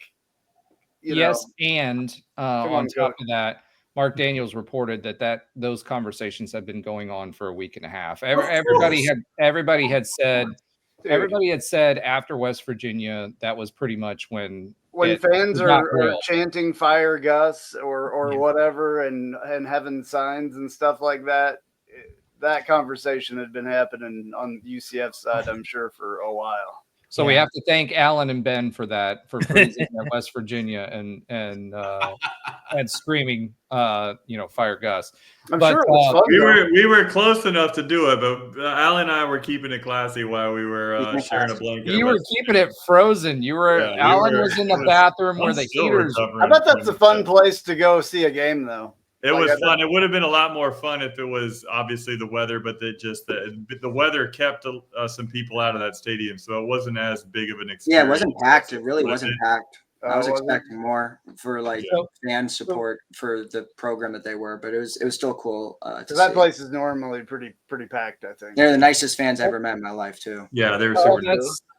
They stopped burning couches there and allowing them to do that, so they can't stay hot in the stands or warm in the stands. So I could see that would affect it. That being said, going back to the OC conversation and some of the other staff, that's a consideration too. We save the money there, but if Frost decides to do that, that may take from the salary pool. Obviously, the $12 million saves us some money, but remember, folks, we don't get our money for this year and this season until June, and we only get half shares, and a portion of that money is going to the AAC as part of our buyout, which was strung out over 10 years. So I think that may, if Coach Frost does decide that he's going to do all of the play calling at the very beginning, especially as he implements his new system, I think that affects whether you keep somebody in the offensive coordinator role or not, versus going out and trying to find someone else. The other question is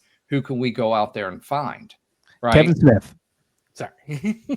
Well, he's somebody I want him back. Kevin Smith. That'd be he's fascinating. a running back coach. He's not really an offensive coordinator. Yeah, he's not. Yeah. And another guy is maybe it's his time. I think my sleeper pick is Rob Calabrese. I know we haven't heard that name for a long time, but he effective. Actually works with the Rams right now. Well, Rocal already, Frost specifically mentioned Rocal in the presser, and then on top of that, I think he might still have eligibility left over for his year. Probably does. Hey, that one. Who's that kid that just got his 8th year pass? Shoot, I saw that. KJ just got Miami. Yeah. KJ just got his 7th next year of eligibility. Yeah, so he got his year back from this year. Yep. Who are the people in charge of these waivers? Because I want to know what happened with KJ. KJ. A year for Trey, you got a year, right? You think you have a year?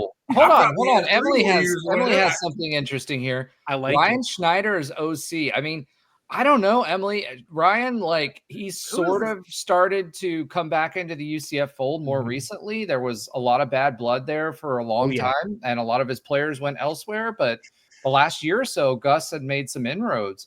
It'll be interesting to see.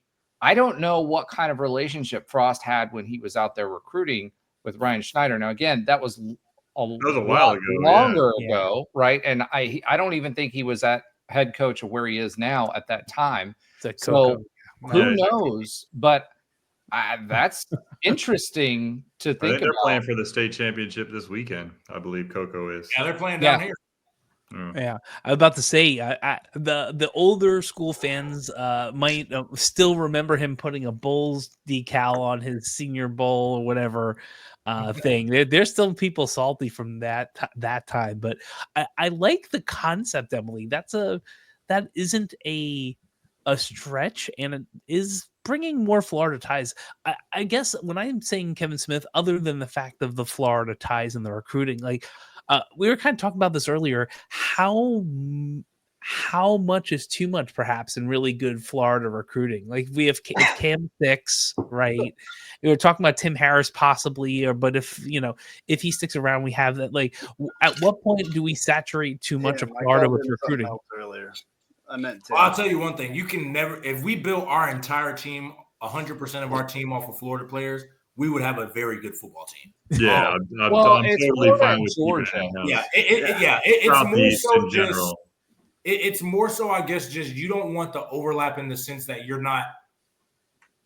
There's a lot of guys who play football just in high school, and there's so many players that you don't know if you don't look and don't go look.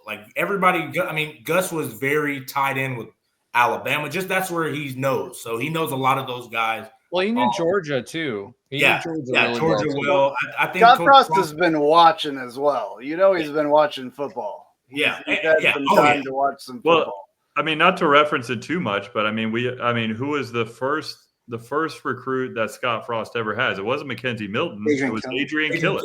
Yeah, I mean, and he was did anybody embody that UCF fast more than Adrian Killis? Yeah. So, I just think that's a diamond in the rough. UCF fast. He is the poster child for UCF fast. And I just think that's an example of him going to get one of his guys right away that just will, kind of show everyone exactly what he's trying to do here. And that's what makes these upcoming weeks, rather interesting, because who is going to be one of those guys that, signs with signs with UCF because of Coach Frost, and he seems to be one of those Frost guys that are like, wow, my question with Scott Frost, that's different. With the recruiting and Scott Frost, though, is like, I wonder if because he had a lot of hype coming from Oregon the last time, like he doesn't. I mean, it doesn't as far as college football connections, right?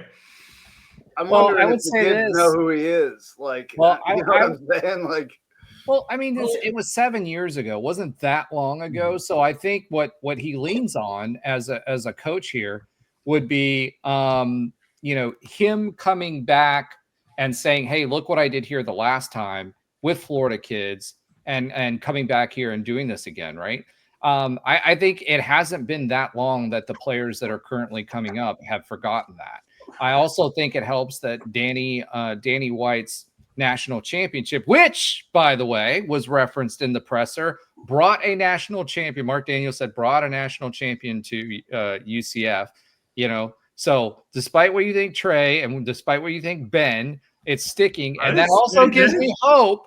That also gives me hope. It was me and Alex. Stadium. I was going to say it wasn't me. It was me. It was me and Trey. All right, Alan. Here you go. I got something for you. Here you go.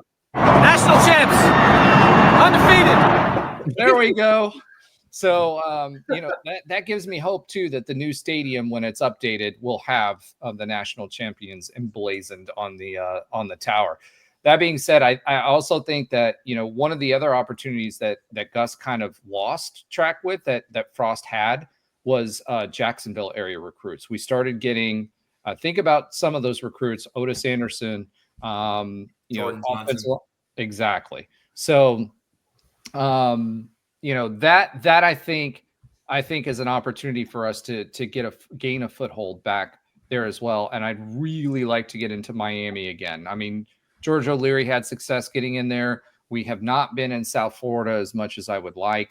And I think that's an opportunity. Now for O-linemen, the best O-linemen typically come from the Midwest or from Georgia. Georgia has some great. I gave it to you. Come on, give me a minute. I'm getting to it. Come on, Mr. But that being said, I think that's the opportunity as far as recruiting is concerned. So the other thing, real quick, while we were talking about, I mentioned this in the comments. Daytona Beach Journal was at the presser, since you mentioned Killins, right? At the presser, asked a question, and so was Reddit. Yeah, college football. Like what? Reddit college football was at the presser. Did you see that guy though? Yeah, he looked like he was the Reddit. He looked like I'm the Reddit football guy. It was hilarious. Since we're talking about recruiting and talking about staff, one of the things that I'm interested to see if we are going to try to do here with Frost coming in is, are we going to try to take some of the salary cap management off and look at a general manager type position here at UCF? I don't know if Terrymohajir even has an appetite for that kind of thing, or Scott Frost for that matter. But I wouldn't mind seeing that role here, especially since, as we talked about, Scott Frost is going to look to run the offense. He's going to look to call plays. As we saw with Gus and as we saw with other coaches that have done that, Norvell, I mean, even Frost at Nebraska, like that's a lot to take in nowadays in college football and still do all the management of the money and, signing players to those types of things. So a general manager role, I think, would be beneficial here at UCF if we can pull it off somehow and find the right person to run that side of the football team. So I think Timo is the perfect freaking person to do that job. You think just Timo in general? On his plate, Whoa, I thought we were talking we were waiting on the Timo conversation until after this one. Oh, sorry. But no, it's all good. But here's the thing: you don't send me the notes. You got to send me the notes, Andrew. Here's the thing I will say: Timo actually did come out and mention this. It was several months ago when all of this stuff started coming out about the changes for 25. He, as they bring this in house and the Kingdom goes away, they are hiring, and they actually hired internally staff to do those roles for Kingdom, including a what will be, they called it VP of something, right? Okay. Some Player personnel, analogous. something like that. No, it wasn't even that direct. It was something whatever. But there, that will be the general manager for the team. So they are hiring on that. Okay. G-Man Miller says here, is there going to be a lot more bad blood between UCF and Colorado? Because then you'll have Colorado versus former Nebraska. I don't think it's for that. I think it's just, I just think it's, one of the things Frost is going to have to contend with that he didn't have to before is he's going to have to contend with Deion when it goes on the recruiting trail, because he's going to continue to beat up Florida. So it'll be really interesting, to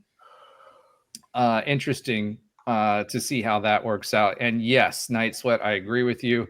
100%. 100%. When he said it, he was like, Reddit. And I'm like, oh God. Yeah. That was hilarious. I was laughing at that point. I was crying before that, but I laughed at that point. Yeah, that poor guy. I definitely shed a tear or two. Well, yeah, to Chris's point, our only beef with Colorado is they have the same colors. I agree, unless we're wearing our Citronaut colors, right? Yeah. Where's the pewter? So all right. So we've kind of talked about coaches. We've kind of talked about recruiting, what we expect to see there. We still had a pretty solid class considering we had 6 4-star recruits, second most in the Big 12, without a coach. So the ability for Scottfrost to recruit here, if he gets on it quickly, he said he was going to focus on the guys that are currently on the roster and making sure he's keeping them here. That tells me that some of those folks that are on the fence that said that they were possibly opening up the portal but didn't jump in, like the Nigel Kelly type players, he's focusing on them first. Then he's going to go out and recruit the future of college football for UCF. Anything else that you guys want to talk about from the presser before I do think that there's, we're going to have more conversations about Coach Frost, and actually some of those guys that we mentioned earlier in the text thread that Tre has with the former players will be joining us on the show. So be on the lookout for more of those as we kind of move along. Is there anything else that you guys want to touch on from the Frost side as far as the press conference goes, the coaching goes, and any of the players, etc.? Go ahead. If anybody else has it. Yeah, I was just going to quickly say, and this might just help us transition because I know we're going to move on to a different topic right now. It's just I said this to Roger, I said this to you before the show, that and you may have known back then, but I thought it was really interesting to hear that Terrymohajir had talked to Scottfrost a couple years ago about an OC position. Learned a little more about that today just from listening to the radio, that it seemed like that conversation actually didn't go great at the time. And I think that was due to the timing of that phone call when it was made. He had just, left Nebraska. And so obviously he wasn't looking to go anywhere like here, especially underneath, Malzahn. But the fact that conversation was even made, that phone call was even made a couple of years ago to have him come back as an OC under Gus Malzahn, I thought, to me at least, it might have been reported in the dungeon and I just missed it from Brandon, but to me at least, that blew my mind that they had talked about that, because wow, wouldn't have that been crazy? Yeah, it was pretty known, I think, that he. Yeah, I like I said, I might have missed it, but just to think about what that would have been, and I guess I say all that to say that that it was 2 things on that. One, that Terrymohajir kind of had the guts to make that phone call and just at least explore it. I thought it showed me a lot about him and kind of his aggressiveness as an AD. I thought that was really interesting. And then also, it just kind of puts another like wrinkle into this very surreal like weekend and week for Knight Nation that Scottfrost is back, because timing is everything in life, and just the fact that this job opened up at the right time for him and the right time for us to welcome him back, I just think is just another really cool part of the story. I got something to add too on that. I think the interesting thing for me is that speaks to the relationship that Gus and Timo may have had at that point, that they may have already been rocky all the way back to then. It's one thing that I saw from the interview, and we'll talk about Terrymohajir's part in the presser here in a minute, but that guy wants to win, whether it's because he wants to leave or whether he truly bleeds black and gold. That guy wants to win. And that tells me that, for all of the bullets that have been thrown his way, myself included, Terrymohajir having the guts to be able to do that. Big time.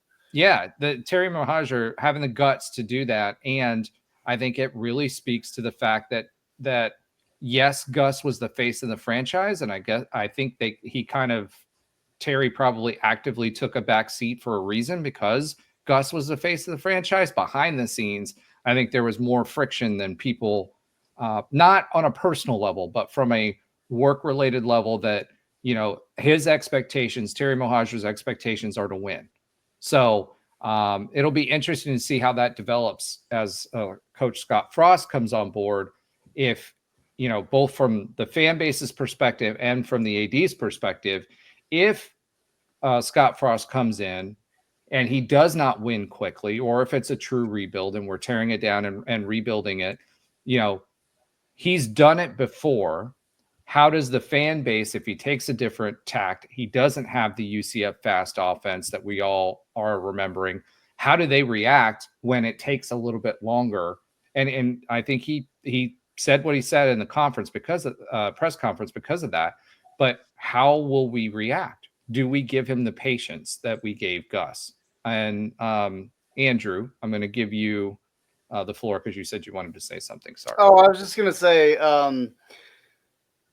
Scottfrost has not done things like, so I know a lot of people are freaking out like, oh, this was the whole thing last week, it never works out when you bring your ex back or whatever, when you get back together with your ex, it never works out, blah, blah, blah, which is true most of the time. But Scottfrost is not a normal dude, because he did some things. The biggest thing I think that he did that was very different, and it went back to what Tre was saying about he cared about people and he cared about the players. But he came back and coached that bowl game. Yeah. And that was a big deal. So nobody really had ever done. I don't think anybody had ever done that before. Nobody had or has since. Right. It doesn't make sense to do that. He's used to doing things like non-conventionally. You know what I'm saying? And that gives me a glimmer of hope that this is going to work out really good, because it's just feels like it was kind of in a weird kind of way meant to be. I don't know. I don't know, man. All right, Andrew's Weird getting nostalgic on us.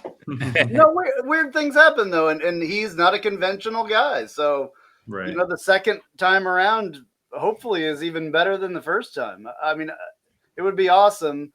The fans love this guy. The donors love this guy. The players loved this guy. You know what I'm saying? So it's just it never crossed my mind that it would actually happen until it did, though. Like I said, like it just, people have been saying, bring back Scottfrost, Twitter and the message board and all this stuff for years, but you never thought that it was actually going to happen until it happened. You're like, where are we? Like, pinch me. Is this a dream? Like, I don't know. It's crazy. It blows my mind. Yeah. All right. But I'm excited. I was not excited the last couple of years. And we'll say this about that too. I was pretty vocal about me not wanting Scottfrost here, right? for a lot of reasons. And I talked a lot of crap on Scottfrost. You did. But we've got the tapes. But that being listen to it. that being said, for me, I will say this about that. I'm still in prove it to me mode. I think from a, when I think about the hire, when I think about where UCF was as a fan base, where our apathy was, etc. I think this was great for that. It creates a new storyline for UCF. It gives him the opportunity to have that. Everybody in America loves a comeback story, right? And that's what the team was like that he had here before was a comeback story from 0-12 to national champions. Yeah. And so, I think for me, it's going to be a prove it kind of moment, right? So I know everybody's excited, and I think it brought back the Riz, to borrow Josh's word, to the program, right? When we were in a pretty dark place. That Utah game was terrible. And so I think from that perspective, that's probably about the best hire we could have made, at that time. But I'm still in prove it mode. So I'm looking forward to seeing what Scottfrost prove me wrong, Scott. In my brain, I want to love you. I'm prove me mode, but like with my emotions, I'm excited. I'm fired up. I feel like there's very few coaches that could have done this, and this is what I talked about exactly last week. We need someone with Riz, swagger, whatever you want to call it, swagger, to bring this back. And honestly, we all kind of knew the only two people who could do that were probably Scottfrost and Deionsanders. And I was going to say, yeah. That's it. Like, and Deion is swagger. Period. And you look up in the dictionary swagger, and you get a picture of Deionsanders. Yeah, and Terry did reach out. Scottfrost. I mean, you do a little bit, Yeah. Scottfrost has always been like that. If you guys didn't see him play probably in college, but like that's what he was like. Okay, good. You did. Yeah. I'm the old head here. Well, Andrew played against him. Yeah, and the dude was swagger. Like that, like he just had a lot of people didn't like him. I didn't necessarily like him. I played Kansas. I was on Kansas, and we played Nebraska twice every year, most of the time. Yeah. And it was the Big 8 back then. That was a long time ago. But I didn't particularly like him. I'd been around him. Lawrence, Kansas, and Omaha, Nebraska, or Lincoln, Nebraska is not that far. Not that far, yeah. And we would cross paths, like on off weeks or whatever. Sometimes people would go back and forth, travel. So I didn't like him, but he oozed freaking confidence and swagger when he played. I'm sure. Trey, you probably have seen some film or whatever. I know that they show highlights still of Scottfrost. Oh, yeah. At Nebraska. Yeah. I mean, I'm sure you've seen. You saw him when he was trying to cover him in the option week when he was running the option. We were going to play, what was it, Navy? Navy, yeah. But so that's cool. I mean, look, like the guy ran around UCF's campus with his shirt off. Like, you know how, like, he's a confident dude. As athletes, we of course we want to do that, but like, that's not something we're just doing. He was a confident dude. Like, he exuded that confidence, and he always sometimes a bit much. Yeah, and even in the play calling, like it's one of those things where we went on fourth down. He's a confident guy, and he uses confidence. Yeah, I think he teetered that. Heupel never did that. I'm going to borrow this from Josh. He put this in the chat. He said Heupel never did that. Ran around campus without his shirt on. I don't think anybody wanted to see that. Yeah, yeah. I mean, listen, I'm not running around campus with my shirt off either. Listen, I get it, and I bet you Frost would not be doing that now. I don't know, but we're all thankful that you're not running around campus without your shirt on, Josh. I can tell you that. No, neither Josh Lazar nor Josh Heupel will run around campus with our shirts off.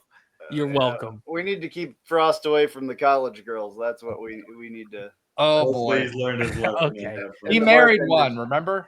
What's that? What's going on? So okay, all right. So this has been a hot topic. Just real quick, was she? Did she look happy, or did she? What was that emotion on her face? Cares? Listen. Here's what I actually. Personally, who cares? Let the woman breathe. I'm more interested. Trey, I know his son was born in Orlando. Did he bring his kid?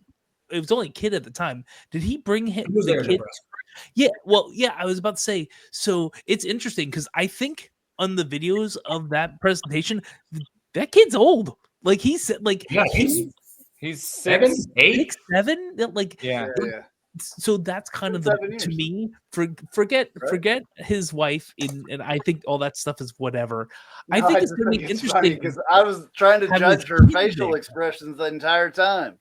Oh my God! What are we at? Like the Housewives of Orange County part of the show? Look, I think it's going to be awesome. I really think that's a piece of that puzzle. She's easy to look at. Him talking about growing his family in Orlando and having his son who's at an age where I'm sure he's playing. He might not be playing football, but I'm sure he's learning and growing and into sports in some way. He's got to be 8, 9 years old. He's definitely into sports. Gotta be.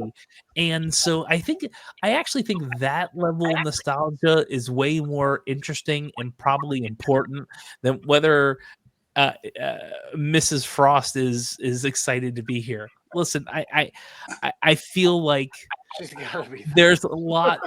Listen, she's from Arizona, right? Or at least was there a lot. She's a West Coast. We know she loves warm weather. I think she'll be fine. Yeah. So, quick correction of myself. Alan actually came up with that Heupel quip. So, Alan, that was pretty funny. It was great. I think she was a little nervous. You know, and you know, this is a big deal. But I do think it's interesting that Scott pointed out the fact that he wanted his son to watch him coach football here, right? So you would think with his Nebraska, I think he really has a bad taste in his mouth with Nebraska. I think he probably still has love for Nebraska and all that, but it's going to take a while longer for him to get over that. That's going to be one of those fans are cheering for him though. Oh yeah, there was already they're going to be watching. Oh yeah, 100%. So that's good. Get us a better contract. Get us in the SEC. All right, let's go ahead and do our famous pivot. All right, let's talk a little Terrymohajir. Now you're talking about controversial things, right? If you take the pulse of the UCF fan base and you've been watching any of the commentary about his portion of the Q&A, which is after he did the intro, you had Terrymohajir up there, and we've mentioned him a few times about, you know, fans were really, really critical about his responses to some of the media questions that were involved. So I think for this group, this is not so much of a hot take, but I'm thinking for the rest of Knight Nation, it might be. I'm sorry, guys. Terrymohajir, that's the first time in about 2 years that I've seen him be the AD that I want him to be. Yep. Right. When we had Danny White here, we loved his swagger. We loved that he put himself out. Is he as polished as Danny White? Absolutely not. No, but, real dude though. But exactly, when he was up there at that podium, he was talking about facts. He was talking about where he saw UCF and where it belonged, and he talked about it like an AD that wanted to stay here. So I 100%. The way that he purported himself, the way that he spoke, other than the hey go rah rah stuff that he was putting in there, right? You could tell when he was up there answering those questions that he was laser focused on it, had thought about this stuff, and was completely involved and for UCF. It didn't sound like an AD that was just here for the job and was looking for the next leg up. And you know what? I wouldn't blame him if he was. But in the moment, right now, I got from Terrymohajir was that he is someone who, and I haven't been his biggest fan. I don't think he presents himself very well all the time. But when he's in his element and lets him be himself, that passion comes through. And that's what the fans were looking for, especially right now, post this season that we had, or the last 2 seasons that we had, and that sorry excuse of a game that Utah was. Yeah, I mean, I sat through in the rain, and I'm angry. Yeah, you guys saw me say it on the text talk that we had, our group text that we have. But the word that I keep using when I think about that press conference and hear him talk about the process that we went through as hiring Scottfrost back here is Terrymohajir just elevated himself in my eyes. I feel like. And I'm with Emily. I didn't hear any of the criticism that Knight Nation is essentially giving him for the Q&A portion or any part of the probably more in the dungeon than anywhere else. Yeah, it must be in the dungeon. I didn't see that, but by the same token, like I mean, Scottfrost said it right. He's a very passionate guy, and anybody who's interacted with him, especially face to face, understands that he is that. He is a very, very passionate guy.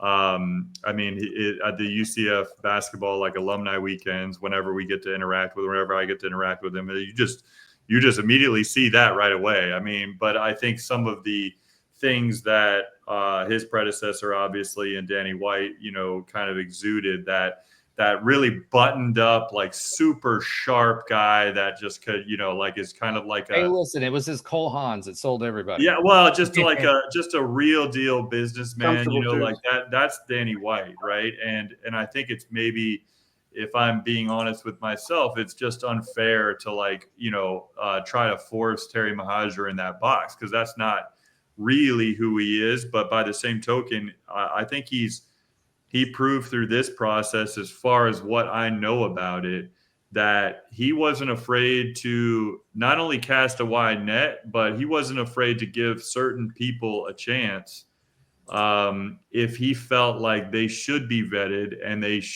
should be looked at closely, because they might wind up being exactly what we need at this time. And from everything that I've heard, it just appears that Scottfrost, had to do some convincing with Terrymohajir to really make sure that he considered him seriously for this position at this time. But I give Mohajir a lot of credit, because some egos get involved in all sorts of positions in any type of business, and I imagine the thoughts crept in his mind throughout this process of, I just don't want to be, everyone to say that I'm just following and just kind of getting the guy that the fans are saying that I want or that we should get, and the guy that Danny White hired, and just following in those footsteps and not creating my own path. And I think some of those thoughts may have crept into his mind, but I think at the same time he was willing to listen to what Frost had to say and how he wanted to come back and how he felt like his vision matched up with his own. And I give Terry a lot of credit for that. I think as far as I'm concerned, over the last few weeks, being able, however it was worked out, whoever said it first, but like being able to work out the deal where we didn't have to pay Gus Malzahn the buyout, I think is a huge feather in his cap. And then on top of that, like I just talked about with the process of hiring Frost, but if you think about it from a Frost perspective, it's like he didn't have a buyout either. We didn't have to go pay a buyout to some other school to get Scottfrost. So it's like that's not a small amount of money we're talking about here. I don't care if we're the top-notch, most flush with resources school there is. We're certainly not that at UCF, but to think that we saved $12 million on the buyout and then didn't have to pay another school in order to hire Scottfrost. I heard something about we had to pay. I heard something about Nebraska makes money off of this somehow because of something They that was probably in have his an offset. contract.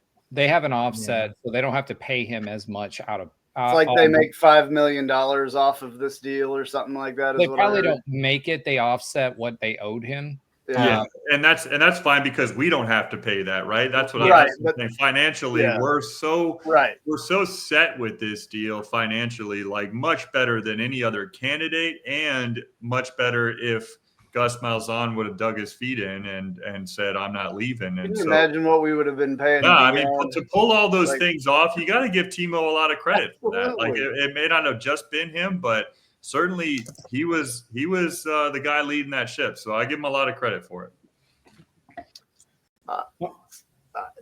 You guys know my history with Terrymohajir. I don't know if the people listening do or not, so I'm going to explain just very quickly. Terrymohajir, I've known for like 20 years. Terrymohajir was not an assistant coach, but a GA, a graduate assistant on my team when I played at Kansas. And I played special teams a lot, and he was on special teams. So I interacted with him on a daily basis. And I didn't particularly like him then, and I wasn't a guy that particularly liked my football coaches most of the time. Just because I had kind of a disdain for all of them. We had kind of an O'Leary guy too. But anyway, Terrymohajir was like in college at that time when I was in college, and he wasn't too much older than me. He's not too much older than me. Just a couple of years. And he was like super frat boy, like the annoying frat boy that everybody like just wants to shut up, you know?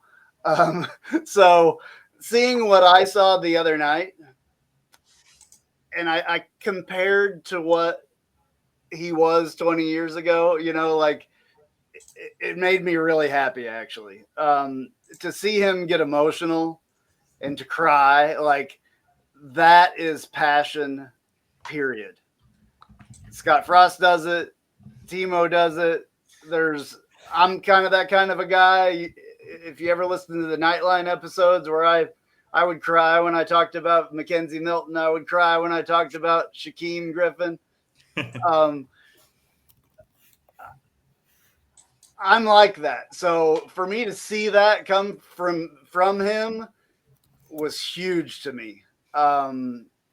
It's just, you know, it's one of those things. And I think that he hit it out of the park with this whole thing. Like he did what the fans wanted, and he did what the donors wanted. Like he actually went out and got Scottfrost. Well, I think the big thing, Andrew, there to me, to kind of build off of what you're saying, is both of them made a point in the presser to say we're in this together. Whereas I think with Gus Malzahn and Terrymohajir, I think Gus Malzahn was basically given carte blanche with the football program, and I think that started to grate on his relationship with Terrymohajir, especially as things went sideways and he had to kind of sit back in silence. I think that's going to be different with Scottfrost, and I think ultimately that will be a good thing as far as decision making, et cetera. Because we went through this whole thing. Oh, I'm taking back play calling duties. No, I'm calling plays again. And at the end, Terrymohajir at the end told Gus Malzahn after the beginning of the season, you're pulling back your play calling duties and you're giving it to other people. You have to make changes. And I think that's why, as of West Virginia, we were where we were. I think it's going to be different with Coach Scottfrost. I think they're going to try to collaborate. I think Scottfrost had the unique experience to be with an AD in Danny White that was supportive of the program in the right ways. And I think he wants that and appreciates that relationship and understands. And he said it multiple times last night that it requires both. The coach doesn't do this in a vacuum, especially not today in today's environment with NIL and portal and everything else that goes along with it. I mean, you're today, right now, you have Oklahoma State that's in a contract, fight with their head coach. The guy who's the face of the franchise for Oklahoma State for 20 years. because they need him to claw back some of his deals so that they can put it back into the funds to buy players in 2025. So it's a different environment. The two of them are going to have to work together. And I think they're both committed to that. And I think in every sense of the word, that's going to be the case. Now, to Emily's point, yes, I want our variety of uniforms back. We've lost our luster when it comes to that. As I said in the comments, I yell anthracite every time it's black and gold. When Terry said night mode, light mode, night mode. I like that she mentioned this dungeon. Yeah, exactly. I like that. That was awesome. I laughed real time. Yeah. I just now pointed it out, but yeah. So when we think about that, that's part of getting that swagger back. And I think that's part of Gus Malzahn going away. And I think Terrymohajir will be open to that. I just hope, because he took credit for the whole night mode thing, which I like the night mode. I like the light mode. For the numbers, some people are critical of the numbers. We had to come up with our own numbers because we were paying for those numbers to someone else to use the ones that were on the Nike jerseys from 2017 to 2018. But I hope maybe he can still call Phil up and maybe get some help with the jerseys and not just rely on our own teams to come up with it, because we do need some variety and bring that swagger back besides the Citronaut uniforms. At Nebraska, didn't you guys have the Air Nike, the Jordans? You guys didn't have them? No, they were. You got Adidas, didn't you? Yeah, yeah, that's right. Forgot about that. I think did they just go to Jordan? No, they're still Adidas. They're still Adidas school. They're Adidas. I forgot about that. Yeah. So yeah, hopefully you can get some. Speaking of Jordans, Scottfrost shoes yesterday were Oh, on the point. Yeah. I noticed that was He the had first thing I all the noticed. drip going. I didn't. Maybe me personally, I didn't love the loose tie, but besides that, the drip was good for Scottfrost. I'll give him an A- for the drip, only because I don't like the loose tie look, but that's just me. The suit plus the Jordans, yeah. Yeah, the Jordans brought the fit together. Yeah, so G-Man Miller says Oklahoma is Jordan $2,000 per pair. That's probably why they can afford Dylan Gabriel. Oh, sorry, I added the Dylan Gabriel parts, but yeah. So this is Emily. One of Timo's first interviews with Mark said he's getting rid of our old variety and going back to the classic, aka basic unis. Don't think that was Gus. I'm not. Yes, and I'm not so sure Gus didn't have any influence over that either. I remember that as well. That's why I said he was taking full credit for that. But part of that was money. Part of that was the new Nike deal. We kind of were negotiating with Nike, and we had a 5-year deal that we're on now. But it was actually in some ways a worse deal than what we had in 2017, 2018. I'm not sure how much of that was Timo, the businessman, etc. But at the end of the day, bottom line is we need it back, because I'm with Emily on this. And G-Man corrects me and says, no, Scott's shoes are $2,000. Okay. Well, Scott can afford $2,000 shoes. Yeah, my most expensive pair of Jordans are $800, and that's about where I call the line there. So I'm like 100. I'm lucky if I can find shoes that fit me. So yeah, I have weird feet too. So when my bags were lost overseas, I went to a snipe store in Austria and got some all black Air Force Ones. I'm like, listen, if you're gonna pay for them, I'm gonna do this, and they're comfortable. I haven't bought Air Force Ones for myself in a very long time. I get why people spend this amount of money on this stuff. It's still comfortable and it looks damn good. So, hey, we're a clean show. E for everyone. Come on. You got to do that in post. beep. Yeah, exactly. Whenever right. E. Oh, there it is. Maybe all right. get my stuff. So, guys, I'm glad I brought the sound effects tonight. I got more. What can you give us a nostalgia moo? For the cows. All right. We did it for the cows. All right. let's anything else you want to talk about as far as Terrymohajir is concerned, his performance yesterday, anything to do with his decision making on this. Like I said, I just wanted to put it out there and to kind of talk about his questions, because I think that was one of the moments where I think he actually won the press conference more than Scottfrost did, in my opinion, because he looked like he was energetic. He believed in what we were doing. He was trying to do the right thing. No matter what, even if we failed with Coach Malzahn, he's still pushing. And that's what we want out of an AD, and someone who believes, has that energy. And let's get back to the chip on her shoulder, crip walking, football team. That's what I want to see. Like, seriously, let's let bowling on the side of the sidelines, with players, celebrations, like whatever. Let's get back to that swagger. What's that? Get the fun back, man. Yeah. Well, not just the fun, but the swagger, the chip on his shoulder. I don't care what your stadium looks like.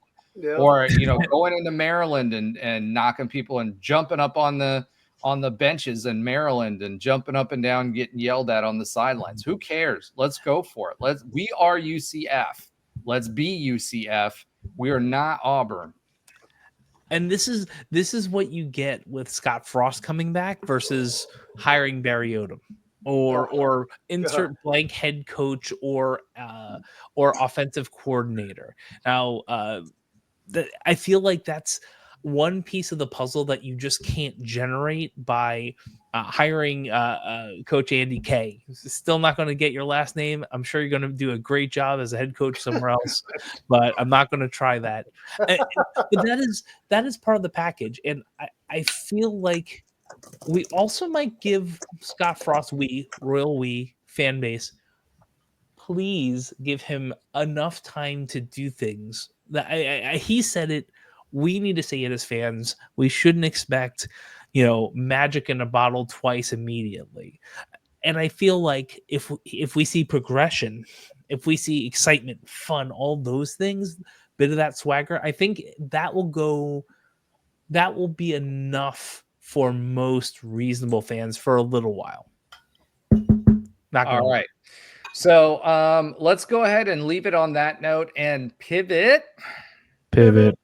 All right, let's do a quick UCF signing day recap. UCF signs 11 players: linebacker Malachi Boone, offensive lineman Jaquez Joyner, defensive back Tony Williams, defensive back Raheem Stroud. We needed help in DB for sure.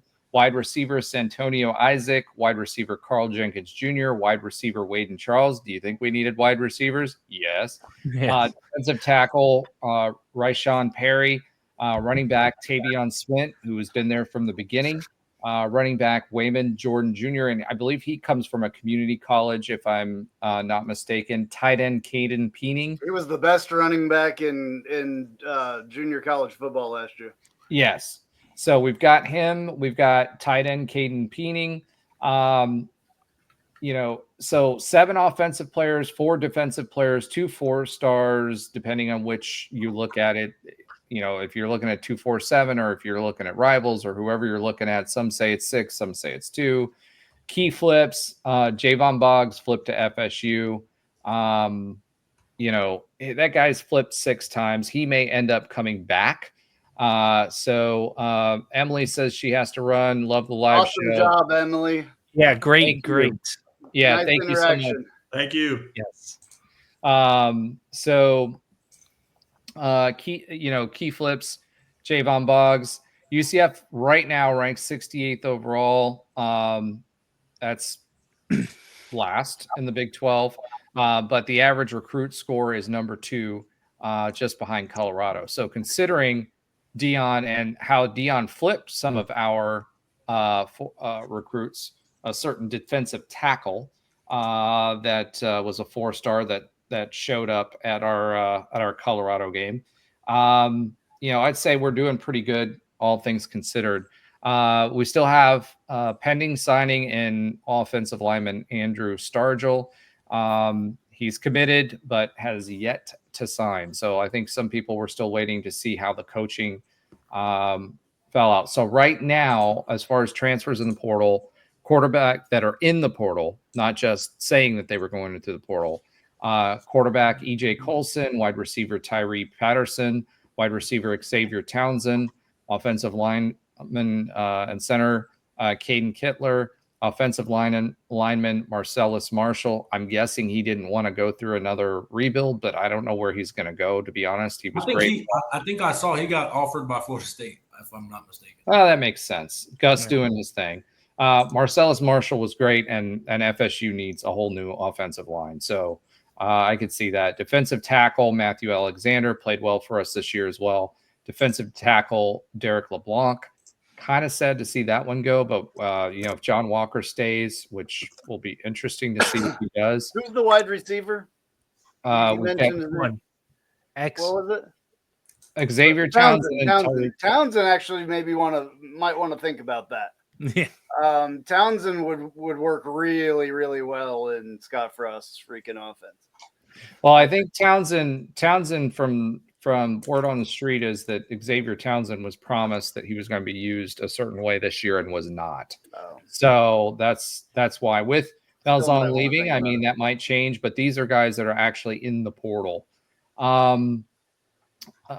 Defensive end Caven Call, kind of sad to see him go, but we've got with Nigelic Kelly coming back. I think we're going to be okay on defensive end. Linebacker Cam Moore. Defensive back Byron Threats. This one stings. Defensive back Chasen Johnson. Yeah, he was one of my favorite guys. That's a bummer. Yep. He's a hard-nosed football player. Yep, exactly. I hope that somehow we can pull him back from the void, so to speak. It's happened before. He will be a sophomore. He got some play this year. He played really, really well in defensive back. I think that guy's going to be a stud wherever he goes. He was a freshman? He was this year, yeah. Oh, I didn't realize that. Yeah, I hope he doesn't get lost in the shuffle, to be honest. Then you've got if people watch film, he won't get lost. Yep, and then you've got kicker Colton Boomer. Well, even if they pick him up, the question is will he make a? Yeah, that's true. But I mean, you can see football guys like real, like he just has it. He has it. As a former defensive back, I can tell you that kid has something. 100%. So, as we mentioned, Nigelic Kelly did announce he was going in the portal. He is not in the portal and has signed with UCF.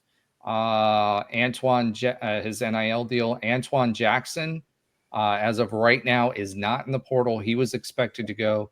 The Henderson twins announced they were going into the portal, but are not in there either as of right now. So that's kind of where we stand. Obviously, Coach Frost will have some conversations with those guys. We'll see where they end up. But it'll be really, really interesting. So that's all we've got for football for this show. Obviously, we've talked a lot longer than we normally do. We usually have our shows at about 2 hours. We're at 2 hours and 22 minutes. So I want to pivot real quick. Talk a little hoops. So let's pivot. Pivot. Wow. Super exciting. All right. Let's talk a little UCF hoops. UCF defeated Charleston State 66-51 to improve to 7-2 on the season. They were not hitting anything in the first half of this game. It's bad. It was bad. It was really bad. So that was interesting to watch. Key stats: Jordan Ivy Curry, 16 points, 6 rebounds. Chim had a little bit of a coming out party this week. He had a lot of blocks. He had 6 blocks in this game, and he wasn't leaving his feet all the time to get those blocks, and he was leveraging his size in the correct way. So he had a big impact on this game. Hall had 10 points, 6 rebounds. UCF ended up shooting 35.8% from the field, but at one point we're shooting 9%. Tarleton State 41.5%. Ben, what did you want to say about all that? Yeah, I think we talked about it, on our group chat, but Tarleton State leads the country in turnovers per game. And so that when you're going to play them, that it's going to be a relatively sloppy game. And we didn't want to fall into that style of play. In the first half, there were stretches in that game where we did kind of fall into that style of play. We didn't particularly have terrible shots during those stretches, but they certainly weren't falling. And you mentioned Chiam. I really was impressed with the way that he played throughout the game. But in the first half, when we could not hit a shot, as you mentioned, Chiam seemed to be the one guy that was stable offensively. There was a point with probably about 9 minutes left in the first half where Chiam had our only field goals of our entire team. The rest were just free throws. So I thought he carried us for stretches. But what UCF did well in this game is they had really good runs. They had one with about 7 minutes left in the first half to about the 4 or 3 minute mark, where they just went on a run and just kind of like popped the lead to where they needed to be comfortable. Then they started out the second half similar to the way they started the first half. It wasn't necessarily during that stretch that they were missing shots, but that's where the sloppiness of the game kind of fell in, where there was a lot of different turnovers from both sides.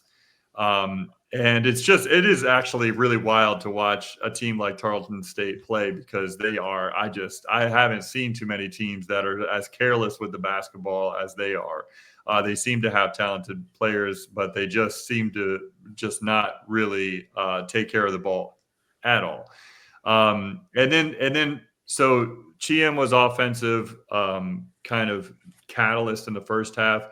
The second half, during the run where we really just extended the lead and just kind of pushed it to a beyond a point where Tarleton State could handle it. That run was really driven by Juice Curry. I mean, Jordan Ivy Curry, he had like about 8 straight points on his own. I mean, he had a steal and a 3-pointer. I mean, he was just really the offensive catalyst in the second half. Certainly Chiam was the player of the game for me. I've talked about him a lot this season, even in games that he didn't necessarily show up on the stat sheet, but I just feel like that kid is something special. He is a real anchor to this defense. When he is in the game, we are a different team from a defensive standpoint, where we can switch all 5 players if a ball screen happens with a 5-on-1, meaning the center is screening for the point guard. When that happens in a regular basketball game, a lot of the times you can never switch that screen, because I don't want to get too far into the weeds here, but you can never switch that screen, because a point guard going downhill on a big man, usually that's a matchup that the point guard's going to win because they're just quicker. Chiam is so quick for his size, and he is so athletic and agile that he could switch that and still allow us to recover. And the reason why because he can do that, our defense is just very dynamic when he's in the game. And so I'm excited to continue to see his growth. And then what I liked is what I saw in this game is, man, if he can just continue to develop that offensive game as well, in particular those little touch shots around the basket, I think he's gonna elevate our team to the next level. And then of course when we get Sellers back, and we just kind of keep growing as a team. But overall sloppy game, but I'm glad we got the win, and we held them to 51 points, which was the lowest point total all season for UCF as far as our defense is concerned. So good win against a lesser opponent. Let's talk about what UCF alum put out here. He says, when will Mikey and Sellers be back? Mikey's out of the boot, so he's going to have to get in basketball shape, because if you're in a boot, you're not participating in any basketball activities. So I don't expect him and I didn't expect him to come back before conference play started. They're going to have to work him back into basketball shape. And as far as Sellers is concerned, the latest I've heard is that he may not be back at all. That's kind of changed. So Johnny Dawkins has never been good, transparent about medical type of stuff. Sellers has been practicing with the team and participating in basketball activities with the team, meaning he's shooting, he's not taking contact, right? But I don't think from what I'm hearing as of this week, I'm not sure that Sellers will be back this season, unfortunately. Yeah, and that's a real shame. I had not heard that because obviously, as you said, Roger, that has changed rather recently because, you heard as early as last week that he's possibly going to be back before conference play started, not even in the conference, so that's a shame. Sounds like there was some sort of setback there. And like we said, that's a real shame. If we can't get him back this season,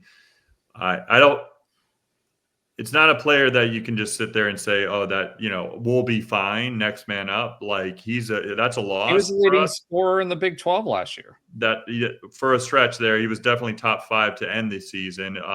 And so, yeah, like you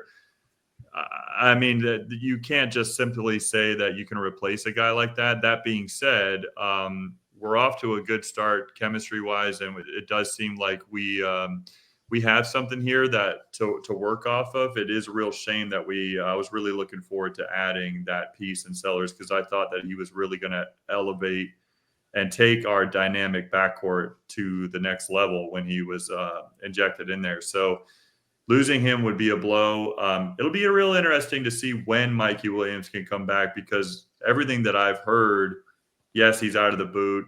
Yes, he's trying to get back in game shape, but that's really that last part is really what seems to be we're waiting on. That is, when is he going to get back into that basketball shape that he needs to be in order to be a contributing member on the floor for Johnny Dawkins, because we've seen the depth on this team, in particular the depth that we have in the backcourt.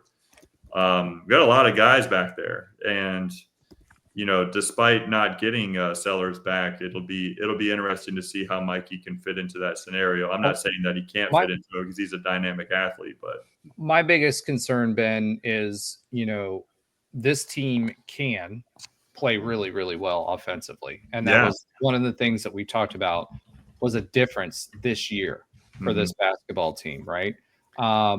We are still adjusting defensively with the rotations that we have. Yeah. I don't understand why Coleman's still out there. I think he's a liability offensively, to be honest. He had that game a couple of games ago that maybe gave you some thought that he might be turning it around. I don't know why that is. But we cannot go 0 for 9 from the 3-point line and continue shooting threes. I know it's Tarleton State and we may have changed. And I know Johnny's thought process around it has always been, you keep shooting, right? And I'm going to give it up to you. But at some point, you've got to pivot because we've seen too many games. And what's concerning for me is when we're on offensively. DJ has done a great job with his shot. He used to be a 30% three-point shooter, and now he's pretty automatic. But my concern is when we go into these shooting slumps, we have been doing it more frequently recently. Part of that is, shooting out of a 3-point slump, but I'm pretty concerned when we get to some of these halves and we're shooting 20-some%. That makes it very difficult. And once you get into conference play, and I get it. Kansas just went down again. We got Kansas at home this year. But you cannot do that in the Big 12. So what can they do? What can they do offensively to get their way out of this? I mean, I it sounds obvious because I've said it before, but you don't see it. What concerns me sometimes is you don't see what is obvious, where like they get into that those types of shooting slumps that you just described, Roger, and they don't seem to quickly make the adjustment to getting downhill, getting the ball in the paint, getting the drive and kick game going at least get like different looks from three, right? Like where it doesn't look like you're settling from the three, like a guy like Keyshawn Hall, drives the paint and sucks in the defense and kicks it out to an open shooter. When you're missing those shots, it's just like, all right, well, at least it was a really good shot, right? But what you're describing, which is what we're seeing on the court, are those kind of like early shot clock threes when they've already missed 5 in a row, right? Like exactly. Where it looks like we're desperately trying to get back, get back, the 3-point shot. And I don't want to get desperate in those moments. I just want us to get more aggressive getting towards the basket. We've got players from position 1 through 5 on that court that are all capable scorers on the inside, inside the paint. And so, again, you've heard me say this a million times. Like, to me, the solution whenever we get into any type of shooting slump is to go inside out. Like, you have got to get the ball inside first. And that doesn't mean that you have to get it inside of the big man first. Like, what that really means is just you got to get downhill and get the ball in the paint. And that's the only way that you're going to really get out of a shooting slump is you got to change up the offense. Now, what I have seen this season versus previous seasons is they do throw different looks at you offensively. And I think his last name is Hall. His name is escaping me right now. But the coach that we brought in from Texas State, right? Like he's kind of this offensive guru. And I think he's brought some new wrinkles to this offense that has really worked for us when we're on. And so I'd like to see more involvement there as far as just throwing the defense, like throwing different looks from an offensive standpoint at the defense to try to mix things up and try to get back. Spacing back on track when we go through these slumps, spacing, etc. Right. So we've seen the pick and rolls. We mentioned that last week. We've seen extra passing. We've seen more slashing. But we got to space out and drive the paint. Adam Hood, excuse me, is the name I was looking for. I just wanted to make sure I got his name right. Adam Hood. Yep. And then the other thing that concerns me right now with where we are as we're gearing up for conference play is we still seem to have trouble defending the 3-point line. Guys who get the extra pass, we've been able to defend that in the past. It's been a problem, and then we've kind of figured it out by the time conference play is gone. I don't see our team doing that. I'd also like to see us use a little more press. Now, I know that you set up the press with some of your offensive sets, but at the same time, I would like to see us do a better job of not getting sucked in on help defense and being able to defend the 3-point line from the extra pass. Yeah, we've definitely struggled that's what is interesting. You've already touched on it, Roger. It's interesting about watching this team this season. While we're exciting to watch and we've got some dynamic athletes, in the past, what we are focusing on is, wow, look how good this team is defensively. And it almost seems a little switch this year, even though that we still go through those offensive struggles at the beginning of the game in particular.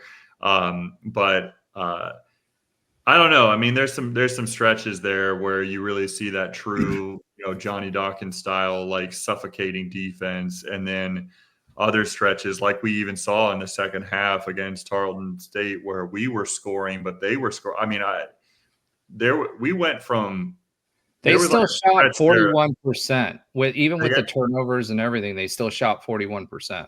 Right. And because there was a time in the second half where it was like a good, 6-7 possession stretch where both teams scored like within 10 seconds off the shot clock, like in a row. It was like every team was just scoring it looked like an NBA All-Star game there for a second. I was like, where is the defense?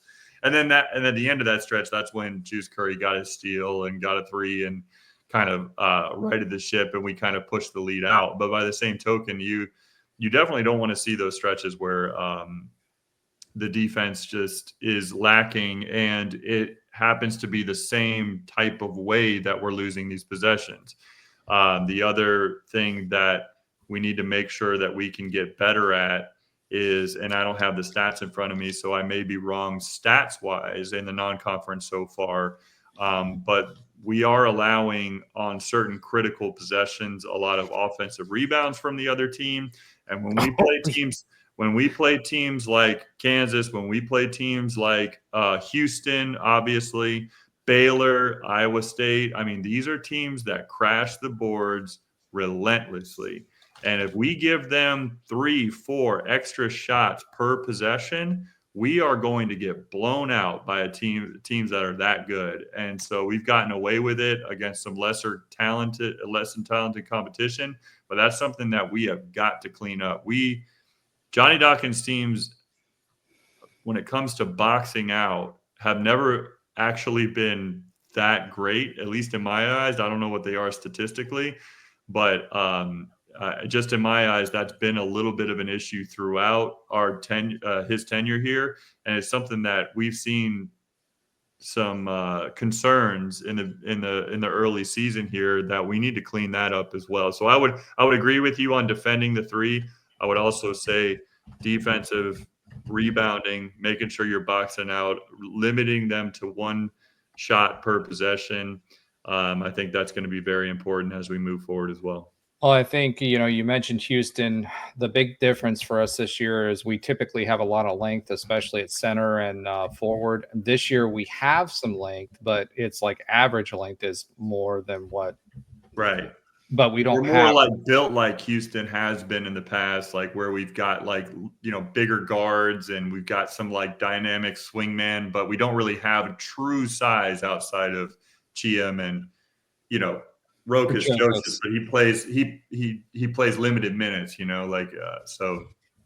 And that's where I was going with the Houston comparison, because those guys crash the boards all the time. And you saw that last game, not against Tarleton State, but the game before, when you saw DJ in the second half, he was following his shot or following the shot, and he was picking up a lot of boards. So we need a lot more of that. And that's what Houston did so well. All right. Let's go ahead and we won't have another game until next Saturday. So it'll be interesting to see what happens there. But let's go ahead and pivot once again. Pivot. All right. So I want to do what we do every week and give a little listener love back to the listeners. Savannah fan. A lot of these comments go back to the coaching conversation that we had and who the next head coach was going to be. Obviously, we know who that is now, so some of this isn't as relevant. But Savannah fan, UNLV's Barry Odom with his OC Brennan Marion bringing the go-go offense to UCF. Well, they didn't go very far against Boise State. And Brennan Marion looks like he's going to go somewhere else. Thank you so much for being part of the conversation. G-Man Miller, who we saw tonight, he and I had a lot of back and forth. He was making some points about to sticking with Gus and whether we should have stuck with Gus. Obviously, we've all moved on. We're having that conversation tonight. But thank you again, G-Man, for commenting. Folks, keep doing that, and you can interact with us in the comments. Eric Edwards 3055 as well. He frequent commenter. Make sure that you're interacting with us. We'll bring it up, obviously, into the show, and any comments, thoughts, concerns that you have, we'll definitely talk about it. So let's go ahead and pivot one more time. Pivot. All right, Josh. Don't know. He said didn't plan for it when it was going to go this long. I could do a little something like, it's up to you. All right. Well, let's do this just so the folks that are new to the show that are watching on the stream, they get used to what we typically do. Typically, we do a fun fact of the week and stats of the week with Alan's oxymoronic stat of the week. Alan had to get up at 5, so he left us, unfortunately. So we're going to go ahead and pivot and go straight into Josh's sometimes funny fact of the week. So Josh, take us away. Sure. So Scottfrost has been on a lot of different teams, right? As a player, as a grad assistant, etc. What I wanted to pick out that was interesting was Kansas State, where he was a graduate assistant in 2006. Now, Kansas State in 2006 was led by Ron Prince, his first season there. And the offensive coordinator and defensive coordinator of those teams were also in their first seasons at Kansas State. And maybe this might be something Andrew might know because of his Kansas ties. I know not that team. The offensive coordinator of that team is a current college football head coach and has been a head coach for at least 2 well-known teams in the college football playoff. The defensive coordinator is a current NFL head coach and has been in the NFL since that. I want to just double check, since 2006.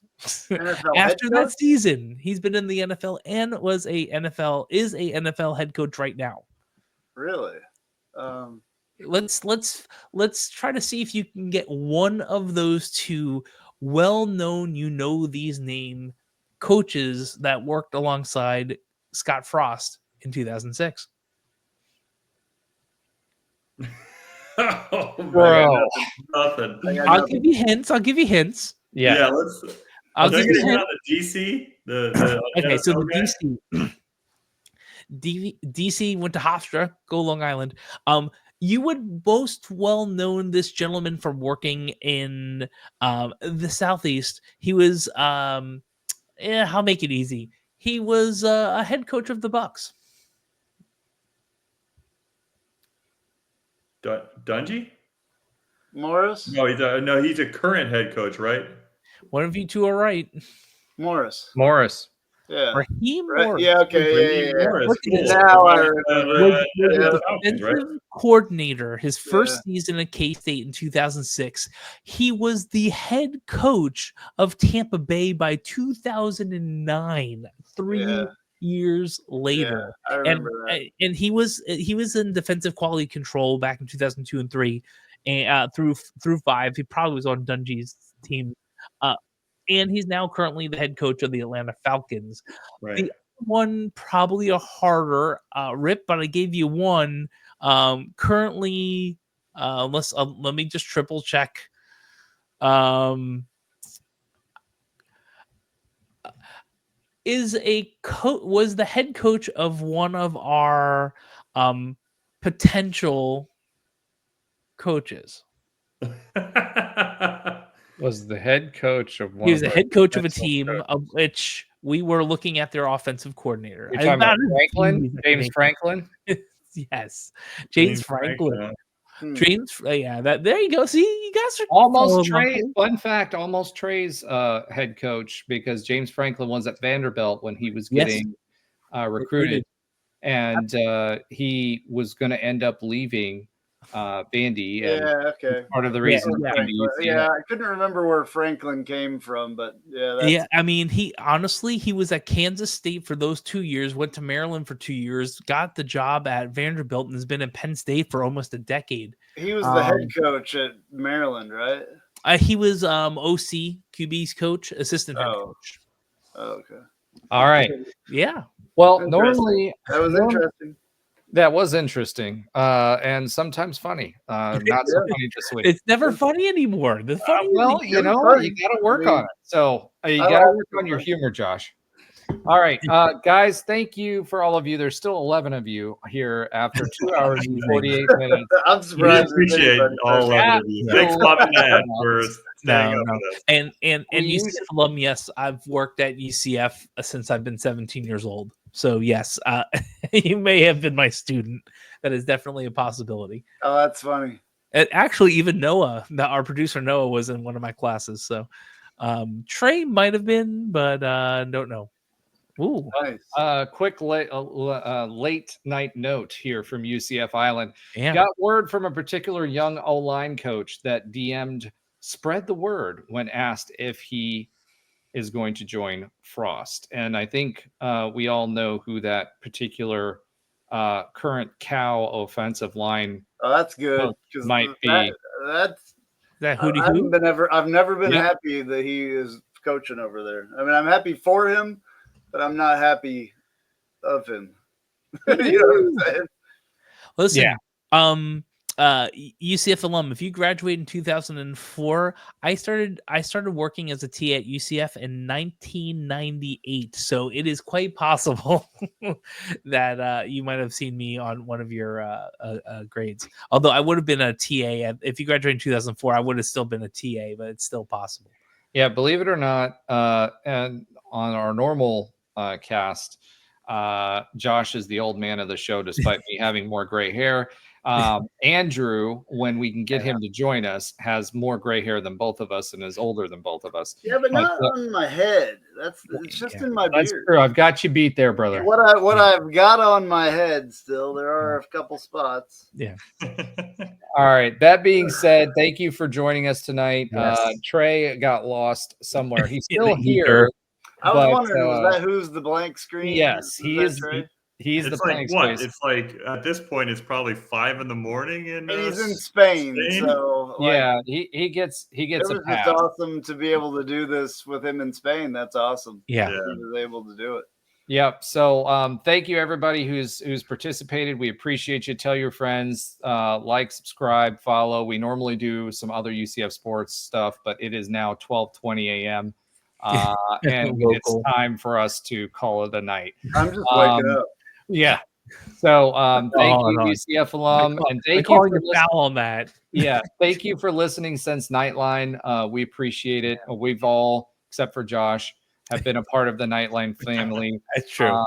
You know, but he's kind of been absorbed into that now that he's part of the TK1 family. But good night from Columbia. Thank you, UCF alum. South Carolina. There, so we're international. But we appreciate all of you. Again, like You're in Columbia? UCF alum UCF alum is saying, man. UCF alum is that. I didn't know. Yeah, I'm not in Columbia, bro. No, I thought Josh was for some reason. Medellin. All right, Medellin. Yeah, nice. He's in Medellin right now. Wow, that's pretty cool. That is cool. Well, again, thank you guys for everything, and thank you for following along each and every week. Please make sure you follow, like, subscribe, interact with us on Twitter, everywhere that we've got, because we do put you as part of our show. We appreciate everything that you're doing and being part of it. Hopefully you watch the playback and get some value, and we appreciate you all. Go Knights. And sorry. Garjon. I messed that up. All right. Andrew messed it up. That's okay. I used to mess it up for Andrew all the time, so that works. I didn't mean to. I was trying to get that in there. And do I still do the after thing if we're doing this live instead of recording?